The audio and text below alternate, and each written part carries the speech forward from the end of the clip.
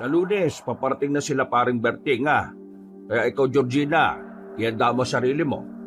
Kailangan maging maayos ang pakikitungo mo sa kanila. Siya ang magsasalba sa palayan nating nakasanla.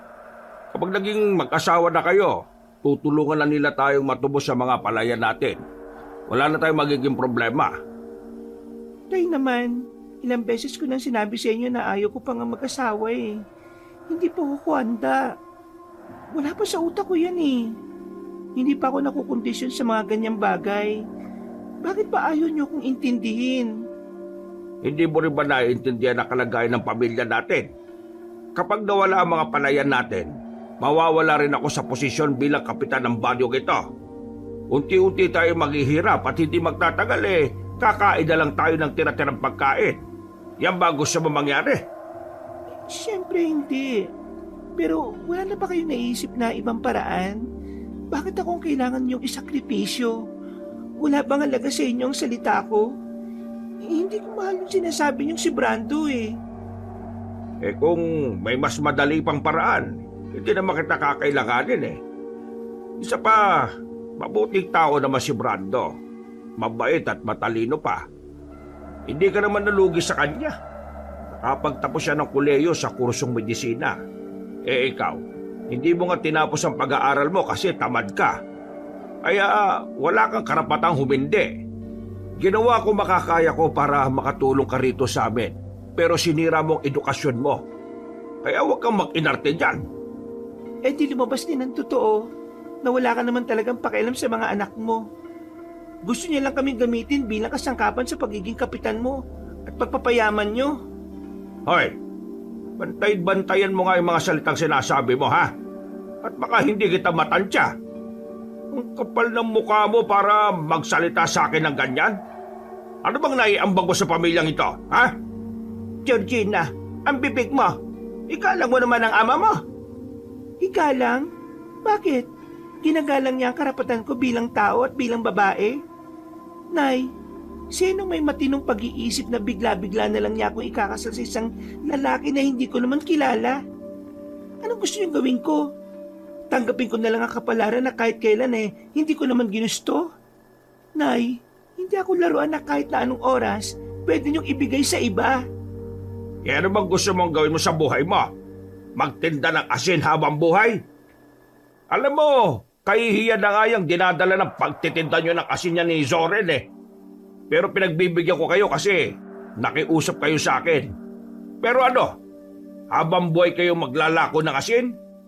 Ano balak mo sa buhay mo? Ganyan ka na lang? Kaya nga kita ipapakasal kay Brando para matuto ka sa buhay Hindi yung nakaasa ka na lang palagi sa maliit na bagay na gaya ng sa asin-asin na yan. Bakit nyo naman dinamay ang pagtitinda ko ng asin? Hindi lang naman yun ang ginagawa ko Nakakalimutan nyo na po bang tumutulong din ako sa barangay? Sa tuwing may mga pamiting ka, ako ang nag-aasikaso ng lahat. Sa tuwing kampanya ninyo, ako lahat. Lahat na kailangan kausapin ako. Sa pag-aasikaso ng mga bigas, ako at si Kuya Zoren. Hindi kami walang silbi rito. Ang problema kasi sa inyo, yung mga pagkakamali nyo sa buhay, gusto nyong mga anak nyo magbayad. Hindi naman aming kasalanan kung naloko kayo ng kung sino mang negosyante at nag-invest kayo ng malaking pera. Hindi ko kasalanan kung nanganganib ang kabuhayan natin ng dahil sa mga desisyon nyong basta-basta nyo nalang ginagawa. Palibasa, masyado kayo nasisilaw sa pera, kaya pumayat kayo kagad. At ngayon, nagkaroon ng problema, ako na walang malay sa mga desisyon nyo ang magdurusa? Nakikita niyo ba kung gaano kayo naging makasarili sa parting to? Makasarili kayo... Ha? Ang kapal naman ng mukha mo! Tay, bakit kayo nananakit? Babae yan. Anak niyong babae sinasaktan niyo. Kulang pa nga yung sampal na yan para sa kawalan ng bodo ng babaeng yan Matapos kong palamunin sa pamamahay kong ito ganyan na isusukli niyo sa akin? Napakakapal ng buka para pagsalitan ako ng ganyan? Tama naman kasi lahat ng sinabi ni Georgina Makasarili kayo. Kahit na kailan, hindi niyo naman inisip ang kapakanan namin Puro ka nalang politika at pagpaparami ng pera. Tingin niyo magkakaganito kami sa'yo? kung nakakaramdam kami ng tamang pagmamahal galing sa'yo? Galing sa inyo? Wala kami maramdaman kahit nakatiting eh. Hoy, isa ka pa. Kaya nagiging tarantado ang babaeng ito eh, dahil sa'yo eh. Kinukonsinti mo palagi, hindi ko siya kinukonsinti. Mas siya lang ang kinakampihan ko kasi dati pa, siya lang ang may tamang sinasabi kapag magkausap kayong dalawa. Lahat ng lumalabas sa bibig mo noon pa. Pera, politika, barangay, palayan, negosyo. Kung hindi nyo kami kayang mahalin bilang anak nyo, sana man lang, huwag nyo na lang kami sinasaktan. Lahat ng ito ginagawa ko para din naman sa inyo eh. Para sa kinabukasan ninyo. Hindi. Hindi namin gusto ang kinabukasan na hinuhulman nyo para sa amin. Magulo ang kinabukasan na ginagawa nyo para sa amin. Gusto namin tahimik, mapayapa at walang bahid ng kung anumang panlalamang sa kapwa. Tay, huwag na tayong maglokohan. Kahit na minsan, hindi nyo inisip ang kinabukasan namin. Iniisip nyo lang kung paano kami magkakaroon ng pakinabang sa inyo. Abat, tarantado ka rin pala o ano? Sasaktan nyo rin ako? Sige, gawin nyo. Kung yan ang makakapagpagaan ng kalooban nyo, gawin nyo. Diyan naman kayo magaling, di ba? Ang manakit ng tao. Tama na, Soren. Sige na. Kumain na lang tayo at saka na natin. Isa pa kayo na eh. Ikaw ang ina ng tahanan na ito. Pero hinahayaan mo lang na mangyari ito. Nakatingin ka lang. Nanunod ka lang kung paano kami imaltrato ng sarili mong asawa. Wala ka bang boses? Bilang ina? Bilang babae? Bilang isang tao na dapat alam na mali ang mga nakikita. Paano ka ba naging nanay kung ganito lang ang ginagawa nyo? Hinahayaan nyo lang na gumawa ng mali ang asawa nyo habang yung mga anak nyo naman unti-unti na niyang sinisira. Hay! Ang bibig pa! Hindi ako titigil sa kakasalita ng ganito. At hindi ako magsasawa na iparinig sa inyong lahat yung mga bagay na ayaw niyong marinig. Kung yun lang ang natitirang paraan para matauhan kayo, gagawin ko yun kahit hanggang sa dulo ng hininga ko. Ngayon, kayong dalawa, kung hindi nyo kaya maging magulang sa amin, wag na wag nyo kaming saktan. Itakwil nyo kami? Sige lang, gawin nyo. Tignan natin kung kaya nyo mabuhay ng walang anak na pinakikinabangan. Pwede ba? Wag na wag nyo nang sasaktan si Georgina. Kasi sa susunod na mangyari to, hindi na ako magdadalawang isip na lumaban sa inyo. Lalong-lalo na kayo, Tay. Abat, ano ang pinagmamalaki mo, ha? Ipinagmamalaki ko? Pinagmamalaki kong lumaki kami ng mabuti at maayos na tao. Kahit na hindi naman kami inaruga ng maayos ng mga magulang namin. Sira ulo ka talaga. Tara na, Georgina. Sa labas na lang tayo kumain. Hinawakan na ni Zoren ang kamay ng kababata niyang kapatid at saka nila nilisan ang bahay nila. Nanggagalaiti naman ang kanilang ama sa galit, habang ang kanilang ina naman ay natulalan na lamang sa pagkainan. Napapayak na lamang ang dalaga. Bumuntong hininga na lang din si Zoren. Noon pa man kasi, problema na talaga nila ang ugali ng kanilang ama. Hindi na nila ito mababago sa matandang lalaki. Kahit na anong pakiusap nila, hindi naman yon nakikinig sa kanila. Kaya naman, para makaiwas sa mas malaki pang pagtatalo, minabuti na lamang nilang tumungo sa kubo na malapit sa kanilang sakahan. Doon na lamang sila kumain. Sakto kasing wala rin trabaho mga tauhan ng kanilang ama. Ito na lang nabili ko sa palengke. Wala na akong inabutan dun eh. Tsaka anong oras na rin. Teka, sindihan ko lang tong gasera natin. Kuya, bakit ba ganun ang mga magulang natin? Kahit kailan ba, hindi nila tayo minahal? Georgina, ramdam ko na minahal naman nila tayo. Pero alam mo naman ang panahon. Binabago nito ang pananaw ng tao sa mga bagay-bagay. Kaya siguro ngayon, nagbago sila. Lalo na nung dumating sa buhay natin yung kasaganahan. Ang lalim mo naman masyado. Lalim? Ang babaw na nga niyan eh. Sige na, kumain ka na. Ayos lang ba talaga na dito tayo maghapunan? Ayos lang naman. Maganda nga ang view natin eh. Tingnan mo oh. Palayan, taniman. Tapos, bilog pa ang buwan ngayon. Kuya, ayaw ko may kaso sa sinasabi ni tatay. Hindi pa ako handa mag-asawa eh. Magjowa nga, hindi ko pa nga kaya, mag-asawa pa kaya. Huwag ka mag-alala. Hindi ko naman nahayaang mangyari ang gusto ng tatay natin eh. Huwag mo siya masyadong isipin. Mai-stress ka lang. Ang isipin natin ay yung misyon na kailangan nating gawin. Biglang nabalot ng pagiging seryoso ang kanilang usapan. Noong mga sandaling yon, parehong nagbago ang kanilang mood. Dahil naalala na naman nila ang mga palihim nilang ginagawa sa buhay. Walang kaalam-alam ang kanilang mga magulang at ang ilan nilang kakilala na bukod sa pagtitinda ng asin, ang magkapatid pala ay dekalibreng birador ng aswang sa ibang baryo. E ano na bang balita sa mga kasama natin pinadala sa baryo ng mga aswang? Yan, hindi ka kasi nakikibalita kaya wala kang kaalam-alam eh. Sabihin mo na lang kasi. Isa na lang nakabalik. Karamihan, namatay. Sabi ng isang tropa, kinain sila ng isang mabangis na aswang na hanggang ngayon, hindi pa rin malaman kung anong uri ng aswang yon. Pumunta kaya tayo mamaya. Gusto ko mabisita si Mang Yoyong eh.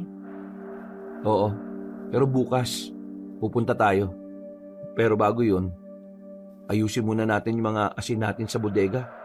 Baka mamaya ipisin ng utak ng tatay natin ipatapon yun. Ipatapon niya? Wala naman siyang ginawang maganda sa buhay ko eh. Ay, hayaan mo na. Magmula naman ngayon wala naman na tayong pakialam sa kanya. Ipinagpatuloy na lamang nila ang kanilang kinakain.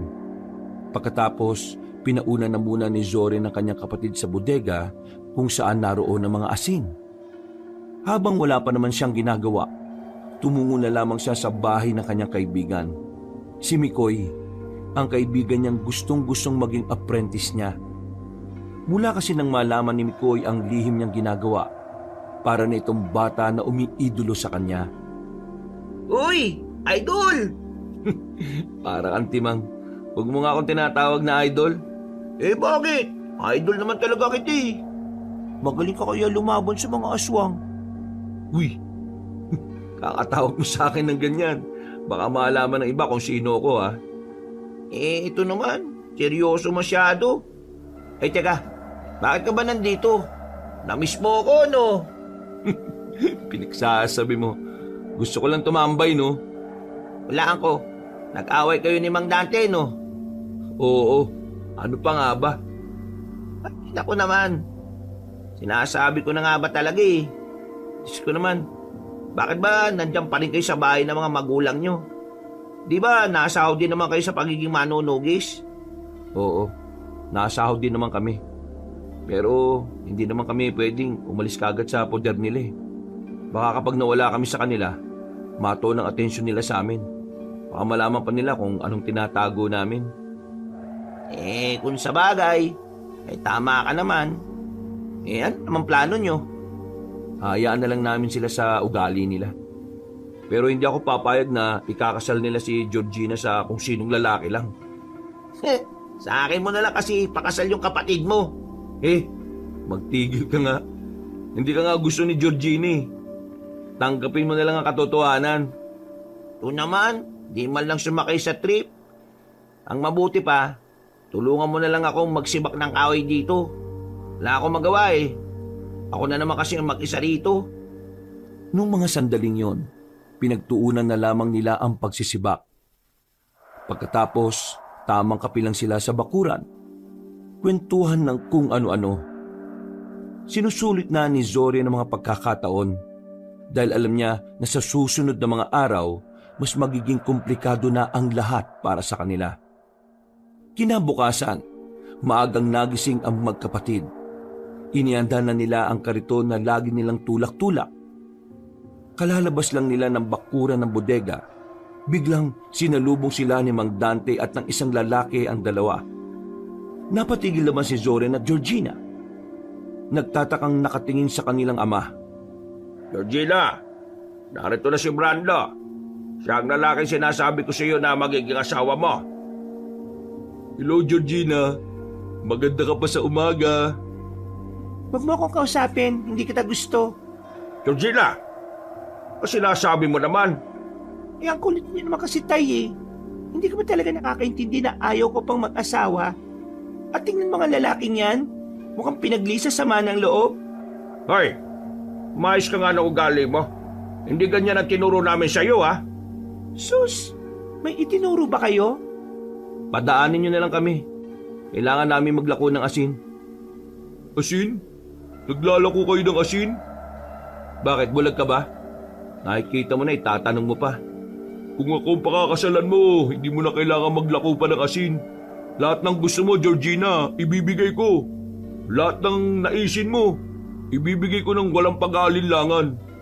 Kaya naman, Georgina, tanggapin mo lang ang pagmamahal ko, pangako. Ibibigay ko sa iyo ang mundo. Ay naku, tigilan mo nga ako, hindi kita kilala. Pang-ahit nga ng bigote, wala ka eh. Bitiwan nyo nga muna yan at pumasok kayo sa bahay. Kakausapin mo si Brando, Georgina. Hindi ko alam kung mahirap ba talagang intindihan ang sinasabi ko o sadyang mahina lang talaga ang pangunawa ninyo. Hindi ko gusto ang lalaking yan. Padaanin niyo na lang kami dahil meron pa kaming pupuntahan. Malimig ka! Pumasok ka sa bahay at tumarap ka kay Brando. Hindi na nagsalita ang magkapatid. Kinuha ni Zorin ang nakaipit na kutsilyo sa kariton at saka malakas nitong itinusok sa kahoy. Nanlalaki ang mata ng kanilang ama. Ganon din ang lalaking si Brando. Tumingin ng masama si Zorin sa dalawa at saka nagsalita. Ako, hindi ako nananakit ng tao eh. Pero, pwede ko naman subukan ngayon kung hindi nyo kami padadaanin. Biglang gumilid ang dalawa. Natakot ang mga ito sa ikinilos ni Zoren. Inirapan naman ni Georgina ang lalaking si Brando. Bago sila tuluyang umalis, lumingon pa si Zoren. Salamat at hindi nyo ako hinayaang makapanakit. Natatawa na lamang si Zoren at Georgina na makalis na rin sila. Hindi nila inakala na masisindak nila ang dalawa. Mga ilang sandali lang, naglibot-libot na rin sila para ilako ang tinda nilang asin. Kung saan-saan na sila nakarating. Pinuntahan nila ang mga kalapit na baryo. Wala gaanong bumibili pero wala naman silang pakialam. Dahil ang pagtitinda ng asin ay kanila lamang ginagamit para magmanman, magmasid at mag-imbestiga. Inabot na sila ng 5:00 ng hapon. Kakaunti lang ang nabawas sa mga asin. Pero napatigil sila sa isang baryo. Naramdaman kasi nilang tila may kakaibang presensya sa baryo na yon. Ramdam mo? Oo, suot ko yung anting-anting ko. Ano, birahin na natin? Teka lang, wag muna. Kailangan natin magmasid. Tingnan natin kung may ibang aswang na narito. Iisang presensya lang kasi nararamdaman ko eh. Ihanda mo na lang ang sarili mo. Itinulak nila ang kariton. Pumasok sila sa baryo. Ilang sandali lang, napatigil na sila. Tumingin sila sa isang bahay. Isang lalaki ang lumabas mula roon. Namumula ang mga mata. Nagpanggap sila na walang alam. Itinoon lang nila ang tingin nila sa asin. Nang makita nilang umalis ang lalaki, pasimple nila itong sinundan. Malakas kasi ang kanilang kutob na pupunta yon sa mga aswang nitong kasama. Sana makapupunta tong lintik na to. Bigla silang napayuko nang mapalingon ng lalaki sa kanila. Tila ba naramdaman din sila ng nilalang na yon. Pero ginawa nila ang lahat para hindi sila makalika ng kahit na anong ingay. Hindi natin siya pwedeng paslangin. Baka meron tayong malaman. Diyos ko, kanina pa tayo nakasunod. Gigil na akong pumaslang ng aswang eh. Kumalma ka lang. Sa kanilang pagpapatuloy, nakita nila ang lalaking pumasok sa loob ng isang kuweba. Napatigil na sila sa labas. Hindi nila pwedeng usugal ang sandaling yon, lalo na't madilim ang loob ng kuweba. Hindi na tayo pwedeng pumasok sa loob. Delikado. Kakaiba na nararamdaman ko eh. Ang mahalaga naman ngayon, nalaman natin na meron pa palang kuta rito. Pwede na natin itong balikan. Pambira naman kuya oh. Ang layo ng nilakad natin kakasunod tapos uuwi lang tayo. E di pumasok ka sa loob, kulit mo eh. Wala nang nagawa pa si Georgina. Umalis na sila roon at binalikan na lamang nila ang kanilang kariton. Nung mga sandaling yon, hindi na rin sila nagsayang pa ng oras. mabilis nilang ibinalik ang kanilang kariton. Gamit ang motorsiklo na kakarag-karag, bumiyay sila patungo sa kanilang kampo. Nang makarating sila roon, ay agad nilang kinausap ang matandang si Yoyong. Ang matandang tumatayong pinuno sa kanila. Ano natin? Mang Yoyong, may natuklasan kami ni Georgina. Isang bagong kuta ng mga aswang. Malapit lang din sa baryo namin. Isang kuweba. Hindi namin pinasok. Ang sabi kasi ni Kuya, delikado raw eh. Isang kuweba? Oo, Mang Yoyong. Malakas ang kutob ko na nagtayo sila ng sikretong kuta ron. Kutob ko rin, balak nilang sakupin ang mga baryo. Marahil sa paparating ng pulang buwan, gagawin nila ang plano nila. Pulang buwan? Hindi mo yata nabanggit sa amin yan. Ang pulang buwan, ang gabi na kung saan ang kanilang pagpaparami ang pinakamahalaga sa kanila. Sa gabing yon, nagtatalik ang mga aswang, nangyayanggaw, at kung ano-ano pang paraan para dumami sila. Teka, may ganyan pala? Bongga ah. Pero kailan naman yan? Sa katapusan ng buwan na ito. Kaya yun ang kailangan nating paghandaan. Ikaw, Zoren at Georgina, kailangan ko kayo sa laban na ito. Kaya mag-iingat kayo palagi. Hindi pwedeng may mangyaring masama sa inyo. Maayos na natapos ang kanilang pag-uusap. Bumalik na lang muna ang dalawa sa kanilang bahay. Masyado na rin kasi silang napapatagal doon. Kailangan na nilang magpakita sa bahay nila para hindi maghinala ang kanilang mga magulang. Nang pumasok sila sa sala, sinalubong agad sila na matandang si Dante. Galit na galit ito. Kung wala nga lang si Zoren noong mga sandaling yon, baka nasaktan na naman ito ang dalaga. At ang kapal na naman ang mukha ninyong magpakita pa sa pamamahay ko. Patapos nyo akong ipahiya kay Brando. Baka wala na talaga kayong silbi sa buhay ko. Hindi ka naman kasi makaintindi tayo eh. Paulit-ulit na lang tayo rito. Ikaw ang hindi makaintindi. Si Brando ang susi para masalba natin ang lahat ng kabuhayan natin. Kung hindi ka magpapakasal sa kanya, mawawala ang lahat ng meron tayo. Kung mawala man kung anong meron tayo, maganda na rin siguro yun. Para naman kahit papano eh, mawala na rin ang mga kinalolokohan mo. Baka sakaling makita mo na rin ang halaga naming anak mo kapag wala na sa iyo mga bagay na meron ka.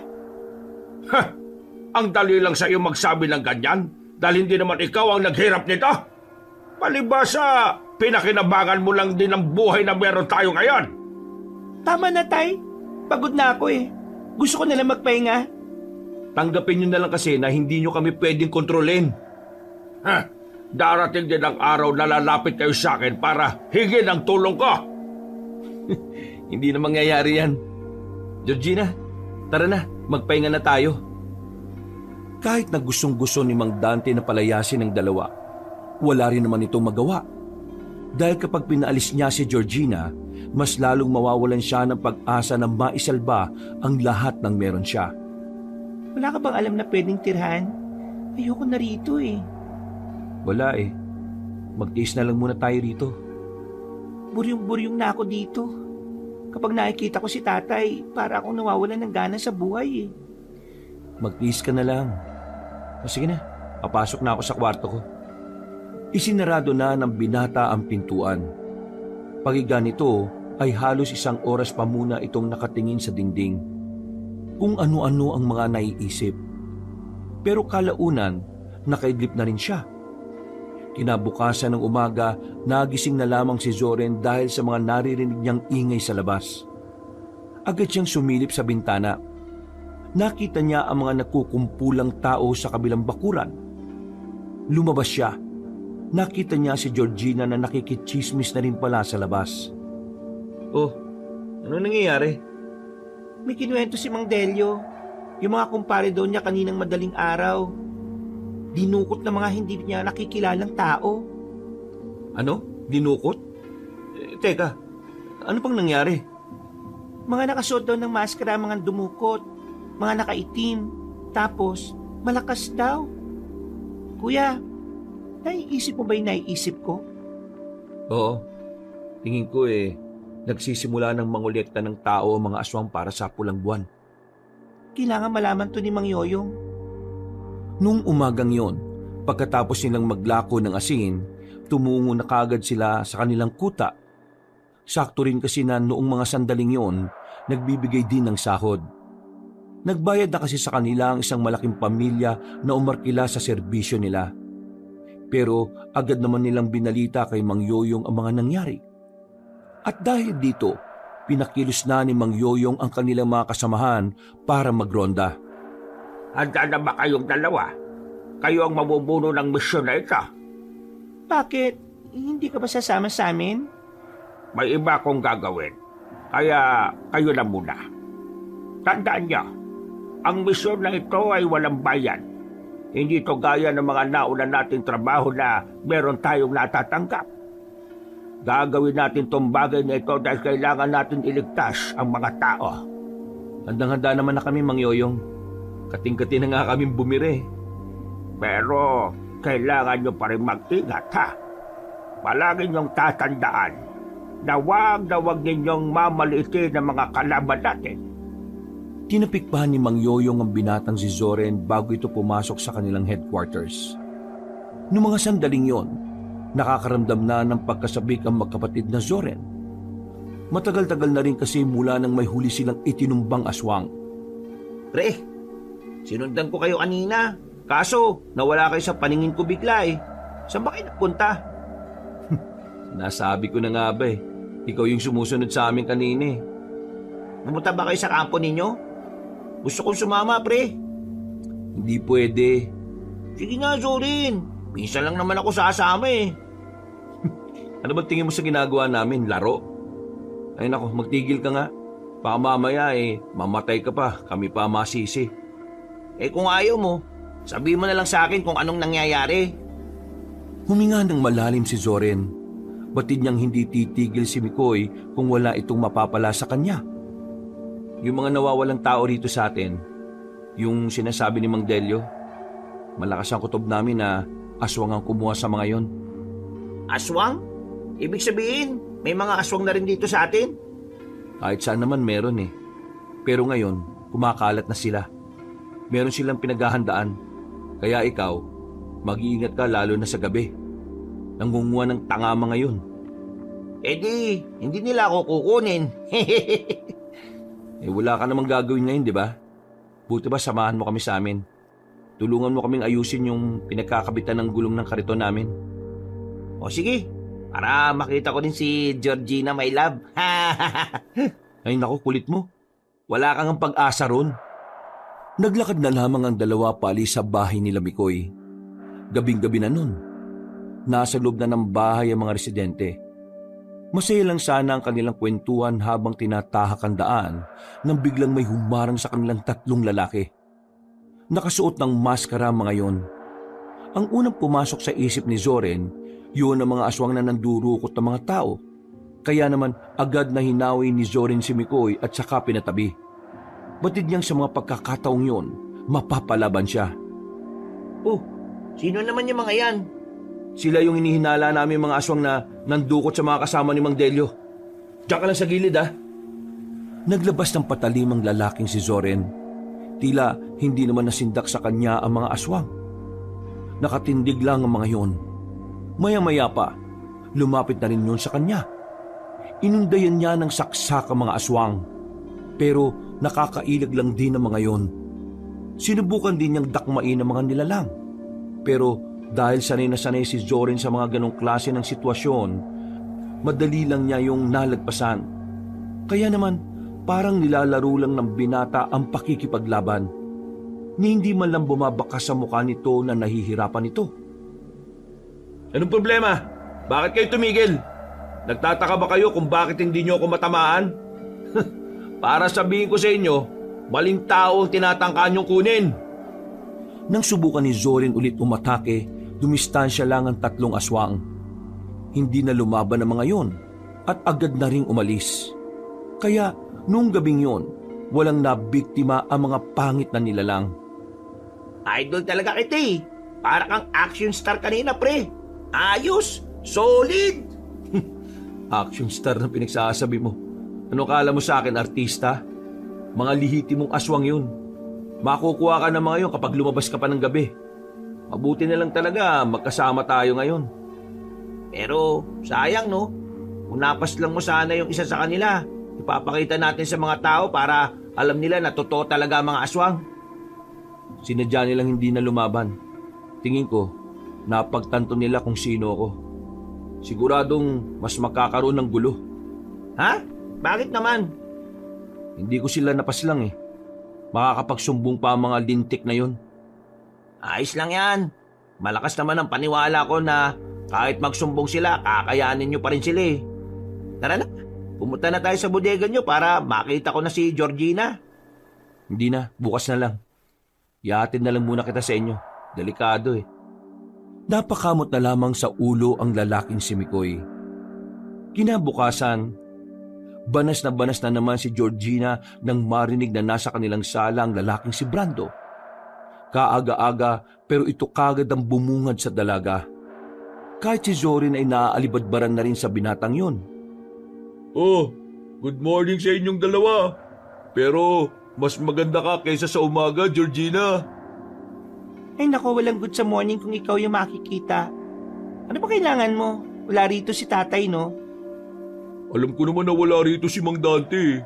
Pero ang sabi niya naman, kahit na anong oras ko gusto pumunta, malaya ako makakapunta para makita yung maganda mong mukha. Bini-bini. Ay nako, kilabutan ka nga sa mga sinasabi mo. Hindi bagay sa'yo, no? Nakakadiring pakinggan. Bakit bang sungit-sungit mo sa akin? Wala naman akong ginagawa masama sa iyo ah. Sinusunod ko lang yung gusto ng tatay mo. Isa pa, dapat maging mabait ka nga sa akin eh. Kasi nasa akin nakasalalay ang lahat ng kabuhayan ninyo. Oy, baka iniisip mo na madali mo lang makukumbinsi si Georgina na magpakasal sa'yo. Para lang linawin ko sa'yo ah, kahit 1%, walang pag-asa na maikasal kayo. Hindi ka magugustuhan ng kapatid ko, no? Eh paano mga sakahan ninyo na nakasanla? Sinong tutubos nun eh? Kakaunti na lang naman ang yaman ng inyong ama. Hindi nyo ba alam na kaya niya isinanla ang mga ari-arian nyo? Dahil nalulung siya sa sugal nitong nakaraan? At ngayong wala siya rito, siguradong nagsusugol na naman siya. Ay nako, wala na kami pakialam sa pangkabuhayan na sinasabi mo. Kaya naming mabuhay kahit na kaunti lang ang pera sa bulsa namin, no? At saka pwede ba? Umalis ka na lang? Nakakairita ka eh. Maglalakad na sana magkapatid nang biglang may pahabol pa si Brando.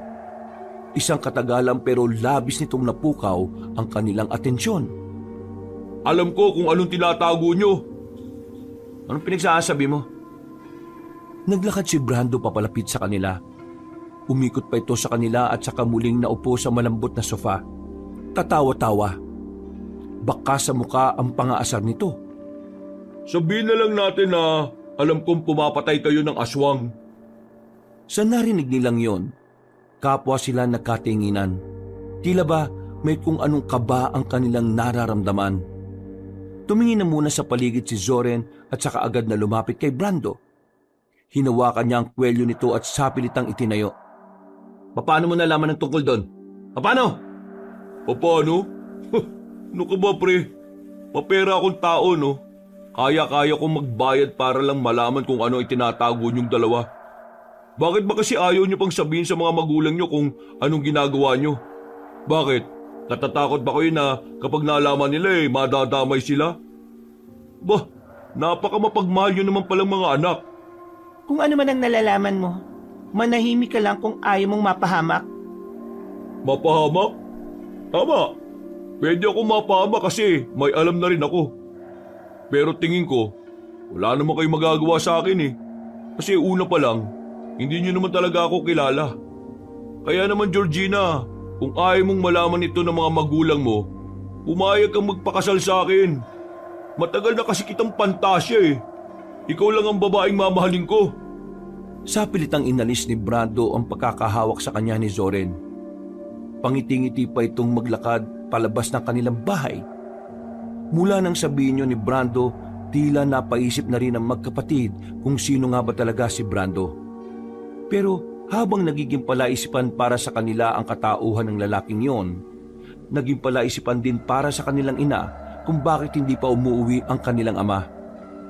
Halos 10 oras na rin kasi ang nakakalipas pero hindi pa rin nila nasisilayan si Mang Dante sa kanilang bahay. Kung ano-ano nang naiisip ni Aling Nadia.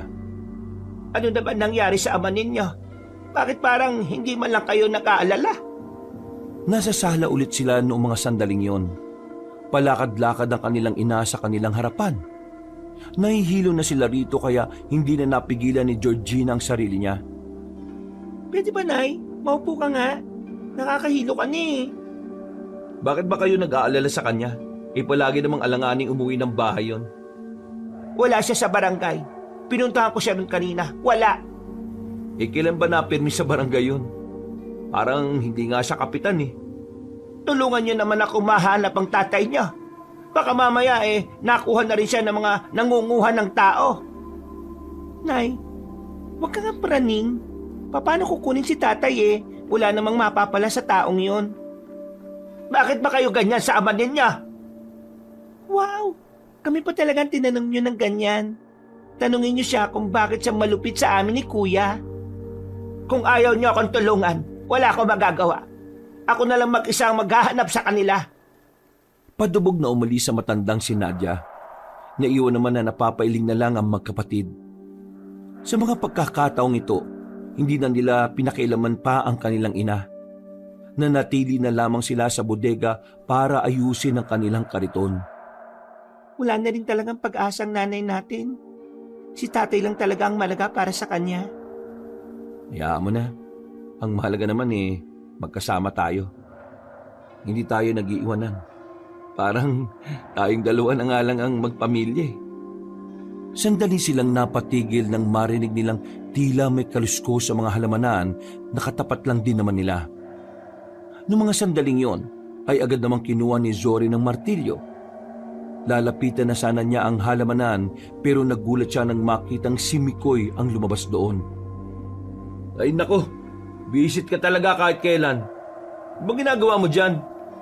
Dito ako dumaan Baka kasi makita na naman ako ng tatay niyo, magalit na naman yun sa akin. Hindi ka makikita kasi hanggang ngayon, hindi pa rin naman siya nakakauwi. Ay, ganun ba? Bakit ka ba narito? Di ba ang sabi mo, aayusin natin yung kariton ninyo? Wala na. Naumpisa na naming dalawa. Sus, wari ka pa. Gusto mo lang naman makita si Georgina Hindi Ikaw nagsabi na mag-ayos tayo ngayon, kaya ako nagpunti Umupo si Mikoy sa gilid. Pasimple itong tumingin sa dalaga. Iniirapan naman siya ni Georgina. Maya-maya pa, natapos na rin ang kanilang ginagawa. Magpapahinga na lang sana sila noon habang kumakain nang biglang narinig nila na sumisigaw si Aling Nadia sa loob ng bahay. Dali-dali silang nagtungo roon. Pagtingin nila, nakita nilang dumudugo na ang kaliwang braso ng kanilang ina. Sa sobrang dami ng dugo, nawalan na ng malay ang matandang babae. Wala naman silang sinayang na pagkakataon. Agad nila itong itinakbo sa ospital kahit na malayo. Nang maayos din naman ang kalagayan ng kanilang ina, paggising nito, sinubukan nilang alamin kung ano ang nangyari. Ano ba talaga nangyari dyan sa braso nyo, Nay? Ang sabi ng doktor sa amin uri daw ng kagat niyan. Anong hayop ang kumagat sa inyo? Wala naman kaming nakitang hayop na nakapasok sa bahay Hindi makapagsalita ang kanilang ina. Hanggang sa mga puntong ito, mababakas pa rin ang takot sa mukha ni Aling Nadia. Makakatulong din sa mga doktor kung sasabihin nyo kung anong klase ng hayop ang kumagat sa inyo. Base sa itsura nyo, meron kayong nalaman Nay. Sa puntong ito, tila nagsimula na ring mataranta ang matandang babae. Tinangka nitong bumangon at lumabas ng silid. Pero wala itong nagawa dahil hinarang ng magkapatid. Dito na nagsimulang maiyak ang matandang babae na si Nadia. Hagulgul ang iyak. Ni hindi nila makausap na maayos kaya hinayaan na lang muna nila itong umiyak. Nang kumalman na ito ay siya na rin mismo ang nagsalita. Hindi ko alam kung ano nangyari sa tatay ninyo. Nakita ko sa kanina sa kalsada, tulala, balisa, at hindi ko makausap ng maayos. Wala naman siyang galos na kahit na ano. Mukhang hindi naman siya binugbog o ano paman. Sumama pa nga siya sa akin sa bahay. Pero nang makabalik na kami sa bahay natin, bigla niya akong kinagat sa braso. Tapos nakakakilabot pa siya kasi para niyang sinisip-sip yung dugo ko kanina. Hindi inaasahan ng magkapatid ang sinabi ng kanilang ina. Kaya naman agad na nagtindigan ng kanilang balahibo. Pareho sila ng naiisip. Ang kanilang ama na biktima ng yanggaw. Naguguluhan ng utak ni Zoren kung tama bang sabihin nila sa kanilang ina ang tungkol sa pagkakaintindi nila. Alam nilang hindi rin sila paniniwalaan ni Aling Nadia. Kaya naman minabuti nilang itago na lang muna sa matanda kung anuman ang kanilang nalalaman. Nakalabas na rin sila ng ospital at dakong 10:10 lang ng gabi ay nakabalik na rin sila sa kanilang bahay. Kahit na masama rin ang loob nila sa kanilang ina, hindi nila ito pinabayaan. Binantayan nila ito hanggang sa tuluyan na itong makatulog. Ang nakakapagtaka, paano nayanggaw si tatay? Kinuha rin ba siya ng mga nakamaskara? Kung kinuha siya ng mga yon, bakit siya pakakawalan? Meron silang pinaplano, di ba? Tingin ko, sinadya nilang gawing aswang si tatay dahil si tatay ang kapitan ng lugar na ito. Gusto nilang sirain ang baryo kaya ginawa nilang aswang ang tatay natin para manggulo. Para matuon ang atensyon natin sa kanya at hindi sa kanila. Oo nga, no? Walang ya. Kung tama ang sinasabi mo, napakatalino ng ginagawa nila. Hindi kaya yung mga aswang, kilala nila tayo bilang manunugis? Kasi parang sinasadya din nila no? Kasi kung di nila tayo kilala, bakit bigla-bigla na lang idadamay si tatay? Yan ang hindi pa natin sigurado, kuya. Isang malalim na buntong hininga ang nagawa ni Zoren. Nababahala na siya sa mga nangyayari. Pakiramdam niya kasi, sa mga paparating na araw ay mas magiging kritikal na ang bawat kaganapan. Lalo na ngayon, magiging kalaban na rin nila ang kanilang ama. Kinabukasan, kumalat ang bali-balitang si Kapitan ay lulong na sa droga. Meron kasi mga nakakitang tao kay Mang Dante na parang wala sa sarili. Namumula ang mga mata at nang-aamba pa. Kaya naman, maagang maaga pa lang ay may mangilan-ngilan nang nagtungo sa bahay nila. Galit na galit, pinagmumura si Mang Dante. Anong gagawin natin dito? Hindi naman natin pwedeng sabihin agad sa kanila na aswang ng tatay natin. Baka mas lalo nila tayong pag-initan. Sige, ako nang bahalang kumausap sa kanila. Linisin mo na lang muna yung sugat ni nanay. Kasama ko naman si Mikoy Oo nga, Georgina, my love. Kami nang bahala rito. Aray, bakit ka nababato? Pinagsasabi mong my love. Dibdibang kita dyan Huminga ng malalim si Zoren. Kahit nalabag sa loob niya, kailangan niya itong gawin upang mapakalma ang mga tao. At para hindi sila madamay kung anuman ang galit ng mga residente kay Mang Dante. Lumabas siya. Tumahimik ang mga yon. Nakatingin sa kanya ng masama. Ramdam niya ang galit ng mga yon. Makinig kayong lahat. Matagal nang tama ang hinala ninyo. Hindi karapat-dapat maging kapitan ang ama ko. Kaya naman, naiintindihan ko kung saan nanggagaling ang inyong galit. Naiintindihan ko ang mga hinaing ninyo. Pero, wag sana nating kalimutan na tayo ay mga tao pa rin. Na dapat ay may galang at pakikipagtao sa kapwa. Kaya, kung maaari lang ay huminahon kayo.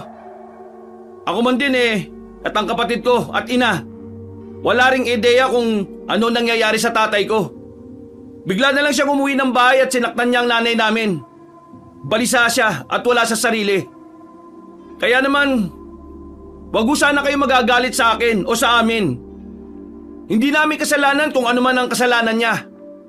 Sa halip na mag-away-away tayo, magtulungan na lamang tayong huliin ang aking ama. Na natitiyak kong narito lang din siya sa baryo natin. Tulungan niyo ako makuha siya. Dahil kung gagala-gala lang siya kahit na wala siya sa katinuan, baka makapanakit pa siya ng ibang tao. Pinapangako ko sa inyo na nakapag nahuli na natin siya, pipilitin ko siyang bumaba sa pwesto at ipapakulong siya kung ano man ang dapat niyang pagbayaran. Sa sinabing yon ni Zoren, tila kumbinsido na rin ang mga tao. Kumalma na ang mga yon. Nawala na ang mga sigawan at ingay. Unti-unti na ring nag-alisan ng mga yon. Pero ang mga sinabi niyang yon ay narinig pala ng buo ng kanilang ina. At sa kasamaang palad, hindi nagustuhan ng matandang babae ang kanyang mga sinabi. Wisit talagang buhay ito! Bakit mo naman sinabi yun sa mga tao? Dahil sa ginawa mo pinatunayan mo lang na merong ginagawang mali ang ama mo. Sinira mo ang imahe niya. Nay, wag nga kayong bulag. Inagat ka na nga eh. Wala akong pakialam. Ang gusto ko, protektahan natin ang ama ninyo sa mga tao. Ano ko ba, Nay? May ginawang mali si tatay. Alam mo yan. Kinukurakot niya ang pondo ng baryo natin. Nagsusugal siya. Nilulustay niya ang pera sa sugal kaya siya nagkabaon-baon sa utang. Tapos, gusto mo pa rin protektahan siya? Protektor ka ng kriminal? Hindi kriminal ang tatay ninyo. Kung merong manghigit na nakakakilala sa kanya, ako yon. At kami, hindi namin siya kilala dahil lang hindi namin gusto ang mga ginagawa niya? Anong klaseng tao ka ba, Nay? Paano mo nagagawang konsintihin ng mga maling bagay? Pagmamahal! Yon ang dahilan kung bakit ko siya pinoprotektahan! Hindi pagmamahal ang ginagawa mo, Nay. Katangahan yan! Kasi ang pagmamahal, nag-iisip, nasa tama. Ganon ang pagmamahal. Magmula ngayon, kalimutan nyo nang may nanay kayo kung ganyan lang din naman kayo sa ama ninyo. At talagang pinili mo siya kumpara sa mga anak mong pwede kang samahan hanggang sa dulo? Hindi na nagsalita pa ang matandang babae. Agad na rin itong umakyat at saka nagmukmok sa silid. Habang ang dalawa naman, napaupo na lamang sa sala at napahawak sa sentido. Sumasakit ang mga ulo nila sa mga pangyayari. Pero pagkatapos noon, nagdesisyon na lamang silang tumungo sa kanilang kampo. Diyos ko naman, Mikoy. Lumabas ka na nga dyan. Akala mo ba hindi namin alam na sumusunod ka? Lumabas ka na! Napatigil ang dalawa sa paglalakad nang maramdaman nilang may sumusunod sa kanila. Ilang sandali lang mula sa likuran ng punong mangga ay lumabas ang binatang si Mikoy. Patawa-tawa pa ito habang kumakamot sa ulo. Kanina pa nga ako nakasunod sa inyo Kainis, nabo ko pa ako. Umuwi ka na. Ako? Uuwi? Ang layo na kaya ng lalakad ko. Delikado ang pupuntahan namin. Ayos lang. Handa ko naman kayong samahan sa laban Ang kulit mo. Mapapahamak ka nga lang. Wala kang gagawin doon. Sige na kuya, isama na natin yan. Kailangan natin ng ipapain. Ano? Ipapain niyo ako? Sa mga misyon namin, minsan naghahanap kami ng tao na isasakripisyo namin. Gusto mo ba yon? Sige. Isakripisyo niyo ako. Para naman magkaroon ako ng silbi sa mundo. Ano na naman yung mga pinagsasabi mo? Totoo naman Gusto ko magkasilbi sa mundo. At mangyayari lang yon kung papayag ako sa sinasabi ni Georgina. Pre, isama niyo na ako. Para naman may saysay ang buhay ko. Oo na, sige na. Sasama na kita. Pero tigilan mo yung kakadown mo sa sarili mo Naiirita ako Hindi totoong walang saysay ang buhay mo. Kahit nga tatay namin na walang ginagawang maganda may saysay ang buhay Ha? Paano mangyayari may saysay ang buhay niya Wala namang ginagawang maganda yun sa inyo. May saysay ang buhay niya sa ibang paraan. Halimbawa, kung wala siya, wala rin kami mga anak niya. Yun lang ang saysay niya. Pambira. Kala ko seryoso na O ano? Magkukwentuhan lang ba kayo dyan? Maabutan pa tayo ng ulan sa ginagawa nyo Ang sungit naman ng future wife ko. Hoy, sa payan Tumigil ka sa kakaganyan mo. Kapag yun napuno sa'yo, nako, mayayari ka talaga. Nakibit balikat na lamang si Mikoy. Pinagpatuloy na rin nila ang kanilang paglalakad. Maya-maya pa, narating na rin nila ang kampo ng mga manunugis. Malapad ang ngiti ni Mikoy. Namamangha kasi itong nakikita ang mga taong naroon na may hawak na sandata. Grabe! Sa pelikula ko lang napapanood tong ganitong senaryo. Ang OA mo naman. Wala namang espesyal dito Lahat naman kami rito, pangkaraniwang tao. Ang tingin mo sa amin, artista? Napansin sila na matandang si Yoyoy. Agad naman itong lumapit sa kanila.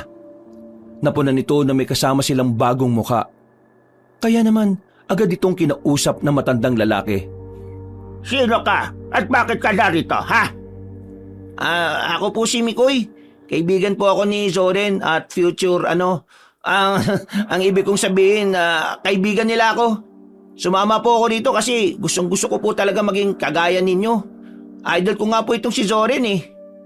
May ideya ka ba kung anong ginagawa namin at kung sino ang mga kinakalaban namin? Oo, meron o. Mga aswang ang kinakalaban ninyo. Meron nga po kaming nakasalubong na aswang nitong nakaraan eh. Pero ang galing nitong si Zoren. Kahit na kutsilyo lang ang hawak niya. Sumenya si Mang Yoyong sa dalawang lalaki na nasa gilid. Walang ano-ano, lumapit ito kay Mikoy. Uy, teka, anong gagawin niyo sa akin? Gusto mong maging kagaya namin, hindi ba? Mag-ensayo ka.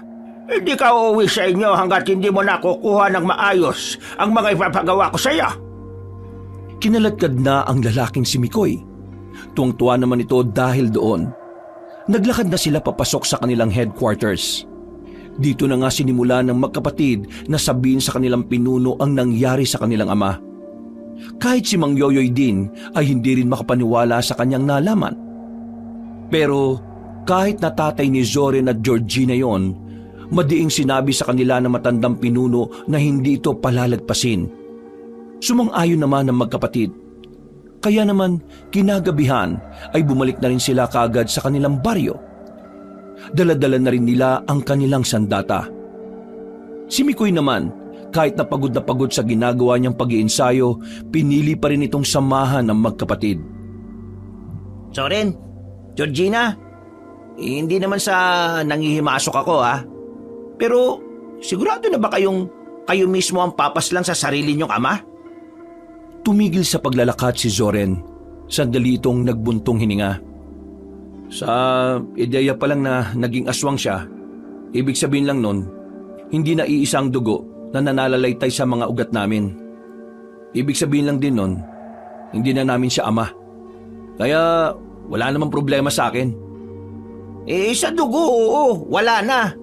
Pero ang sinasabi ko, yung katotohanan na bago siya naging aswang, naging ama niyo muna siya. Naroon na ang katotohanan na ama namin siya. Dahil asawa siya ng nanay namin eh. Pero alam mo, kahit na kailan, hindi naman siya naging ama sa amin eh. Kaya hindi magiging mahirap para sa akin ang misyon na ito. Kailangan na niya mawala bago pa siya makaperwisyo ng iba. Noong mga sandaling yun, tahimik lang ang dalagang si Georgina. Hanggang sa makabalik na sila ng kanilang baryo ay hindi pa rin yun nagsasalita. Naisipan ni Zoren na puntahan ang bahay nila sa pagbabakasakaling makakausap nila ang ina nila. Pero wala ang matandang babae. Nagpapahinga sila sa sala nung sandaling yon nang biglang nagkasigawan ng mga tao. Napatayo sila dahil sa kanilang narinig. Ang kape na sana ay lalagukin, hindi na hinawakan ni Zoren. Lumabas sila ng kanilang bahay at agad na hinanap kung saan nila narinig ang hiyawan ng mga tao. Pagsilip nila sa kabilang bakuran, kita nilang nakahandusay na ang isang dalaga. Duguan ng buong katawan nito. Wala ng buhay. At ang sabi ng mga taong nakakita, si Mang Dante raw ang lumapa sa kawawang dalaga. Alam na ng mga tao na ang kanilang tinuturing na kapitan ay isa palang aswang. Hinugot na ni Zoren at Georgina ang kanilang mga sandata. Ginamit na rin ni Zoren ang dala niyang anting-anting para malaman kung saan dumaan si Mang Dante. Sinundan nila ang malansang amoy pati na rin ang mga bakas ng dugo. Ilang sandali lang, nakarating na rin sila sa pastulan ng mga kambing. Inabutan pa nilang wala na rin buhay ang ilang kambing na naroon. Dinatnan din nila ang matandang lalaki na nakatingin sa maliwanag na buwan. Pre, yun na yata yung tatay niyo oh. Humigpit ang pagkakahawak ni Zoren sa sandata. Napatigil sila sa paglalakad nang bigla nilang marinig na nagsalita ito. Nagtaka si Zoren. Ang buong akala kasi nito, si Mang Dante ang uri ng aswang na walang katinuan at ang tanging nasa utak lamang ay kumain ng kumain. Kusa na mga anak kong isa palang manunuges. Anong nangyayari sa inyo? At bakit ka naging aswang? Akala ko ba wala kang pakialam sa akin, Zoren? Bakit ngayon interesado ka na ngayon sa nangyayari? Para malaman ko kung anong klase ng aswang ka at nang mapatay na kita. Humarap sa kanila matandang aswang. Meron pa itong hawak-hawak na karne ng kambing na agad din namang binalibag sa gilid. Pauwi na ako ng bahay noon. Biglang may mga nakamaskarang lumapit sa akin. Hinuha nila ako.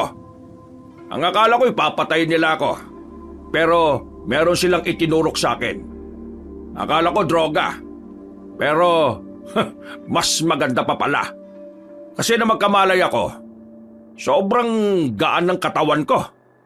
Para akong nasa alapaap. Pero nakaramdam ako ng gutom. Sobrang gutom. Gusto kong kumain nun. Hanggang sa natikman ko ang dugo ng nanay ninyo. Ang sarap. Ang sarap pala ng dugo ng tao. Dito ko na mas nagustuhan kung ano ako ngayon. Masarap palang maging aswang. Mas ramdam ko na kaya kong gawin ang lahat. Kaya naman, kung narito kayo para paslangin ako, sinasabi ko sa inyo na magiging magandang patayan na magaganap. Dahil kapag ako ang nanalo, kakainin ko ang mga laman loob ninyo. Hindi ako nabubusog. Wala akong kabusugan. Huwag kayong mag-alala. Bibigyan naman kita ng magandang laban para bago ka mamatay maranasan mo naman kung gaano ko kagaling. Georgina, ako nang bahala rito sa tatay natin. Gumilid lang kayo At bakit ikaw lang mag-isa? Wala bang silbi ang dalawang yan at susuluhin mo lang ako? Hindi na nila kailangan makialam. Dahil sa akin pa lang wala ka na. Tapos ka na. Bakit? Kaya mo bang patayin ang sarili mong ama? Ha? Ama? Wala kaming ama, no? At kahit na kailan, hindi namin naranasang magkaroon ng ama. May maliliit na kutsilyo na hinugot si Zoren mula sa kanyang tagiliran. Agad niyang ipinukol yon kay Mang Dante. Munti ka ng tamaan ng matandang lalaki pero sadyang mabilis na kumilos ito. Hindi uubra sa akin ang mga pambata mong atake.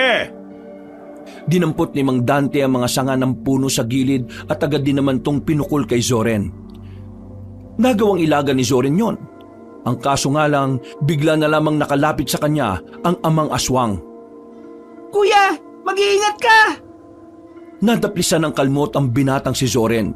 Pero mabuti na lang ay nakailag siya kaya hindi naman yon malalim. Tumawa ng malakas sa matandang lalaki. Para na itong nabubuang. Tawa ng isang demonyo ang kanilang naririnig. Yan naman pinagmamalaki mo sa akin? Tinatago-tago niyo pa sa akin na manunugis kayo Wala rin naman pala kayo silbi. Kahit sa bagay, wala kayong pakinabang. Pre! Bumaybabaw si Mang Dante kay Zoren pero buti na lang ay suot-suot ni Zoren ang kanyang anting-anting. Kaya naman agad ding napalayo ang matanda. Hingal na hingal si Zoren. Aminado siya na malakas ang kanilang ama. Kaya naman mas naging maingat na siya sa mga sumunod na sandali. Tao ka lang! Ako aswang na! Kaya kahit na anong gawin mo, Zoren, wala kang binatbat sa akin! Naintindihan mo ba ako? Wala ka rin talagang pinagbago kahit na naging aswang ka pa. Hambog ka pa rin kahit kailan. Tapusin na natin to! Para isusunod ko lang dalawang nasa gilid mo! Subukan mo lang nasaktan si Georgina. Ako talaga makakalaban mo. Malaymi ka! Mukha kang takot na takot! Poprotektahan mo pa ang babaeng yan! Protektahan mo muna ang sarili mo! Kasi duwag ka! Hindi ako duwag! Ikaw ang duwag! Wala kang bayak para solusyonan ang mga sarili mong problema! Gagamit ka pa ng anak! Ikaw ang duwag! Hoy ikaw! Anong sinabi mo? Ako ang kausapin mo! Huwag yan si Mikoy! Hinataw ni Zorin ng kanyang katana ang kanyang ama. Tinamaan niya yun sa braso, kaya naman agad itong napadistansya sa kanya. Pero sa halip na mabahala, lalo pang naging aktibo ang matandang aswang. Zorin! Hindi mo ako mapapaslang ng mga ganitong atake mo! Hindi! Si Mang Dante naman ang sumunod na umatake. Sa mga sandaling ito, nagkasabayan ng dalawa.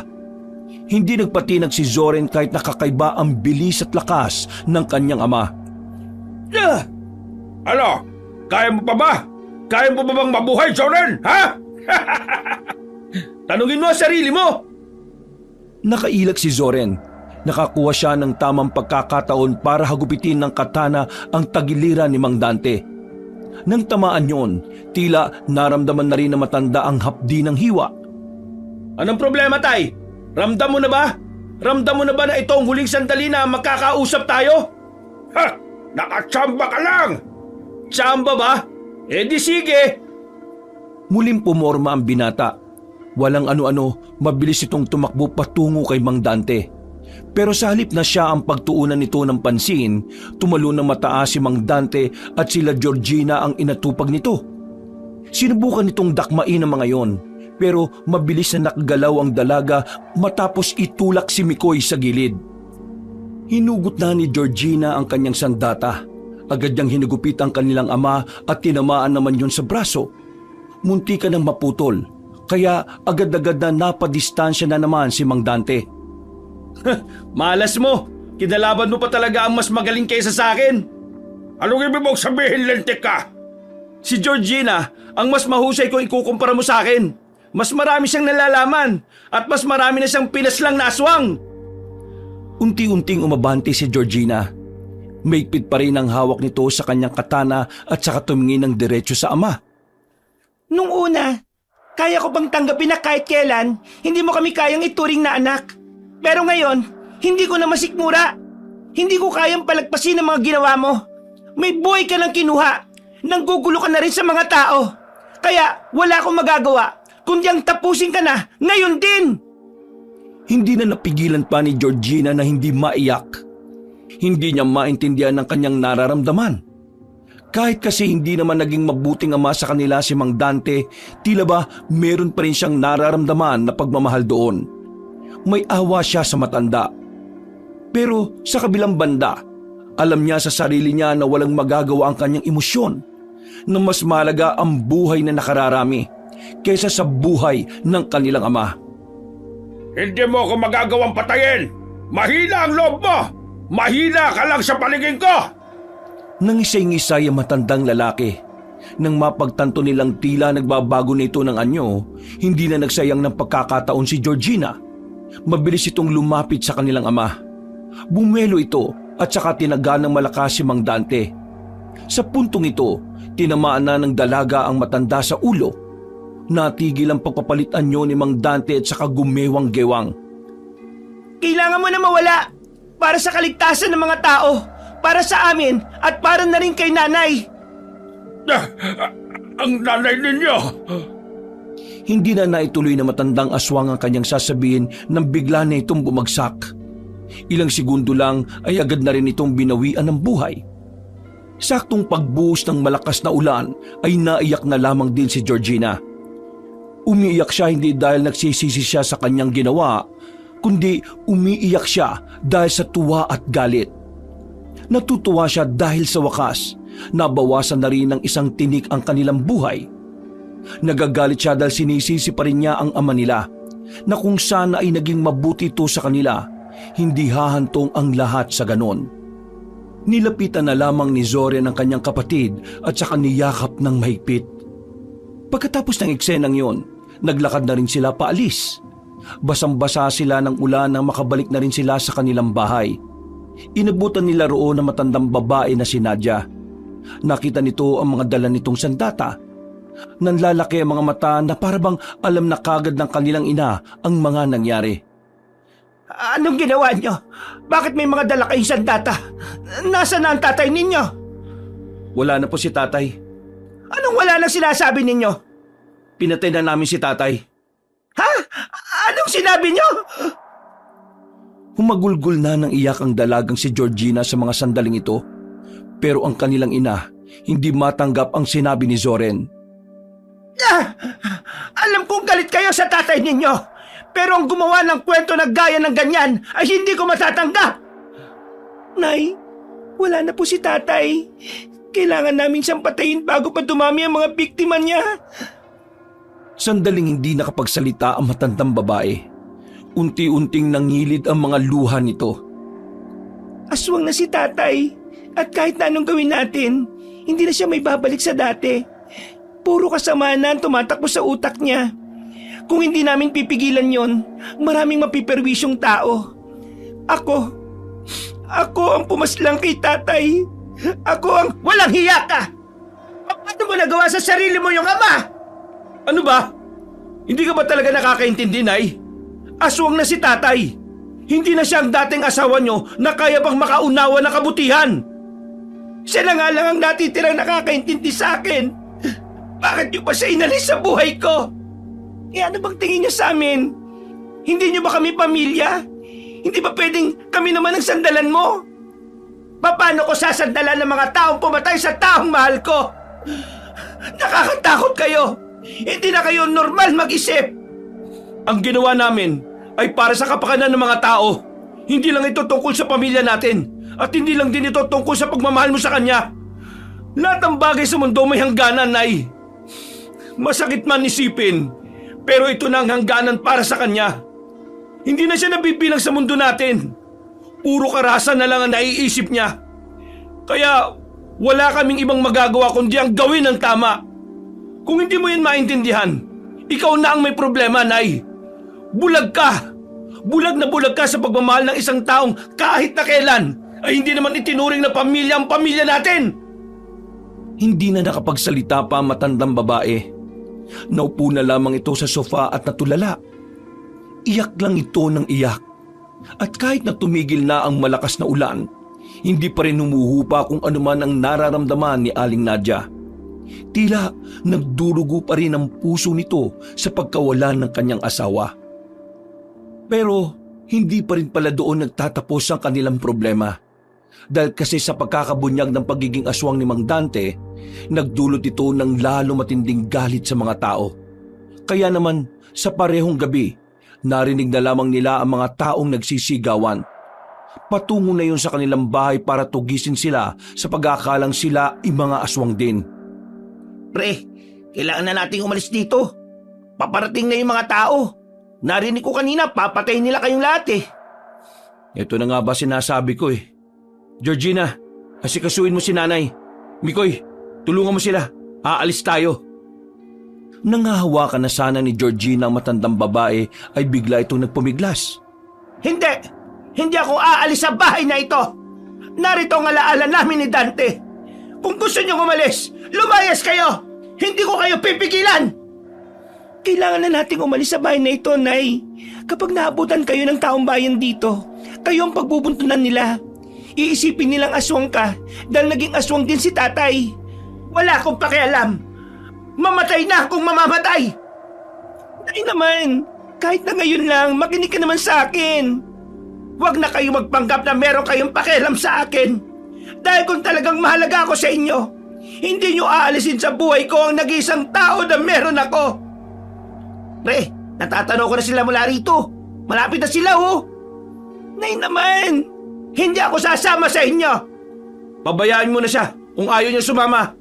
Seryoso ka ba, kuya? Iiwan natin si nanay? Mapapahamak tayong lahat kung hindi natin iiwan yan. Siya na lang ang meron tayo. Visit naman talagang buhay to, oh. Nay naman kasi, sumama ka na kasi. Bahala kayo sa buhay ninyo. Nay, sige na. Bilihin mo naman kami kahit ngayon lang. Please, nagmamakaawa ko sa inyo. Pre, pasensya na pero kailangan ko tong gawin. Lumapit si Mikoy sa matandang si Nadia habang hawak ang isang plastik. Tinapat ni Mikoy ang plastik sa mukha ni Aling Nadia sabay pinilabas ang hangin mula roon. Maging si Zoren at Georgina ay hindi rin kinaya ang amoy. Aling Nadia, pasensya na po ha. Utot ko po yan eh. Pasensya na. Sa sobrang baho ng naamoy ni Aling Nadia, nawalan ito ng malay. Buti na lamang ay nasa ni Mikoy ang matanda. Ito na rin ang nagbuhat dito. Kailangan na natin makaalis. Oo, kailangan na talaga. Visit ka. Sobrang baho ng utot mo. Kahit ako muntik na mawalan ng malay eh. Ayos lang ba si nanay? Mukhang ayos lang naman siya. Utot lang naman yun eh. Bago pa makarating ang taong bayan sa harapan ng kanilang bahay, ay dali-dali na rin silang nakalis doon. Nakahinga naman ng maluwag ang magkapatid. Nung mga sandaling yon, naisipan nilang dalhin na lamang si Aling Nadia sa kampo ng manunugis. Buti na lang ay nagising ito kung kailan nakarating na sila roon. Sino ang matandang yan? Sa mga sandaling ito, kalmado na ang kanilang ina. Tulala lamang ito sa malayo at hindi nagsasalita. Nanay po namin siya. Pansamantala muna siya dito, kung ayos lang po. Wala namang problema. Pero ano ba nangyari? Pinuntahan kami ng taong bayan. Nalaman na kasi nilang aswang si tatay. Bungakala nila, aswang din kami. Kaya eto, kinailangan na muna naming umalis doon. Hindi naman namin pwedeng patulan ng mga yon. Sige. Ipasok niyo na muna yun doon at nang mapakain. Mikoy, pre, ikaw na munang bahala kay nanay ha. Aling Nadia, tara na po. Promise, hindi na po kita papamoyin ng utot ko ulit. Emergency lang po kasi yung kanina eh. Tahimik namang sumunod sa binata ang matandang babae. Kailangan na nating sugurin ang kuweba na sinasabi ninyo. Nakakuha kami ng impormasyon na ang kuwebang yon, doon nila nilalagay ang lahat ng aswang na bago nilang recruit. Kung hindi natin mapipigilan yon, mapapalibutan ng buong lugar natin ng mga kuta ng mga aswang. Mas mahirap kapag marami na sila. Sabihan niyo lang po kami kung ano po ang kailangan namin gawin. Mag-uusap tayo bukas. Sa ngayon, asikasuhin niyo na muna ang nanay ninyo. Siguradong nalungkot siya sa pagkawala ng tatay ninyo. Tumango na lamang ang magkapatid at saka pumasok na rin sila sa loob. Inasikaso nila ang kanilang ina. Pero hanggang sa mga sandaling yon ay hindi pa rin sila nito pinapansin. Hindi pa rin yon kumikibo. Nakatingin lang yun sa kung saan. Bumuntong hininga na lamang si Zoren. Nakakaramdam siya ng konsensya ng tangkay niyang iwan na lang nila ang kanilang ina. Georgina, pasensya ka na kanina kung ano man ang mga nasabi ko ha. Tensyonado na ako kanina eh. Ayos lang naman sa akin, naiintindihan kita. Pero kuya, wag natin sukuan si nanay. Hindi siya kagaya ni tatay. Alam ko na alam mo na biktima lang din siya ng pagmamanipula ng ama natin. Oo, naiintindihan ko naman ang sinasabi mo. Pero ngayong wala na si tatay, hindi ko alam kung anong gagawin natin. Lalo na sa nanay natin. May iwan natin siya lagi dahil na rin sa magiging misyon natin dito. Mababantayan naman siya rito eh. At tingin ko, hindi naman siya pababayaan ng mga kasama natin dito. Sumang-ayon na lamang ang binatang si Zoren. Matapos ang kanilang pag-uusap, natulog na rin sila sa iisang tent kasama ang kanilang ina. Kinabukasan ng umaga, wala na sa higaan ng matandang babae. Natatarantang bumangon si Georgina sabay ginising si Zoren. Dali-dali silang lumabas. Naabutan nila ang nanay nilang nakaupo sa gilid ng bakod. Nakangiti habang nakatingin sa malayo. At ang mas nagpakurot ng kanilang damdamin ay ang pagsasalita nito nang wala namang kinakausap. Lumapit sa kanila si Mang Yoyoy. Ito kasi ang nakakita kung ano ang ginagawa ng kanilang ina na halos 2 oras na nitong nakaupo roon. Paulit-ulit niyang binabanggit ang pangalan ng ama ninyo. Tumatawa siya at parang kinakausap niya sa kung saan ang ama ninyo. Zoren, Georgina, hindi naman sa ano pero sa tingin ko, nasisiraan na ng bait ang nanay ninyo. Napayak na lamang ang babaeng si Georgina sa kanyang kuya. Masakit para sa kanilang dalawa na makitang nagkagano ng kanilang ina. Lalong-lalo na si Georgina. Sinisisi niya ang kanyang sarili dahil siya ang pumaslang sa kanilang amang aswang. Huwag kayo mag-alala. Mamaya narito ang asawa ko at ang anak kong panganay. Sila ang mag-aasikaso sa ina ninyo. Kailangan niyo munang ituon ang atensyon niyo sa misyon. Dahil mamayang gabi, sisimulan na natin ang paglusob. Magkakaalaman na. Tinipik na lamang ni Mang Yoyoy sa balikat si Zoren. Umalis na rin ito at naiwan silang dalawa. Noong mga sandaling yon ay hindi pa rin matigil sa pag-iyak si Georgina. Georgina, wala kang kasalanan. Ginawa mo lang ang tama. Naintindihan mo ba ako?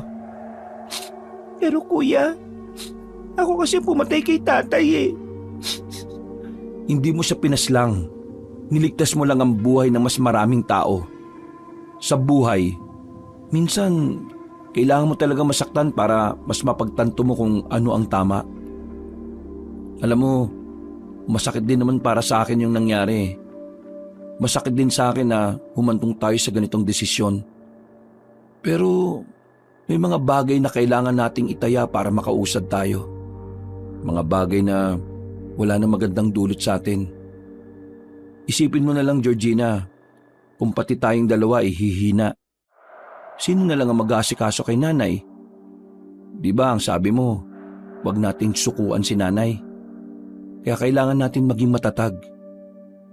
Kapatid, huwag ka mag-alala. Palagi mo naman akong kasama sa lahat ng laban eh. Tumangutango na lamang ang dalaga.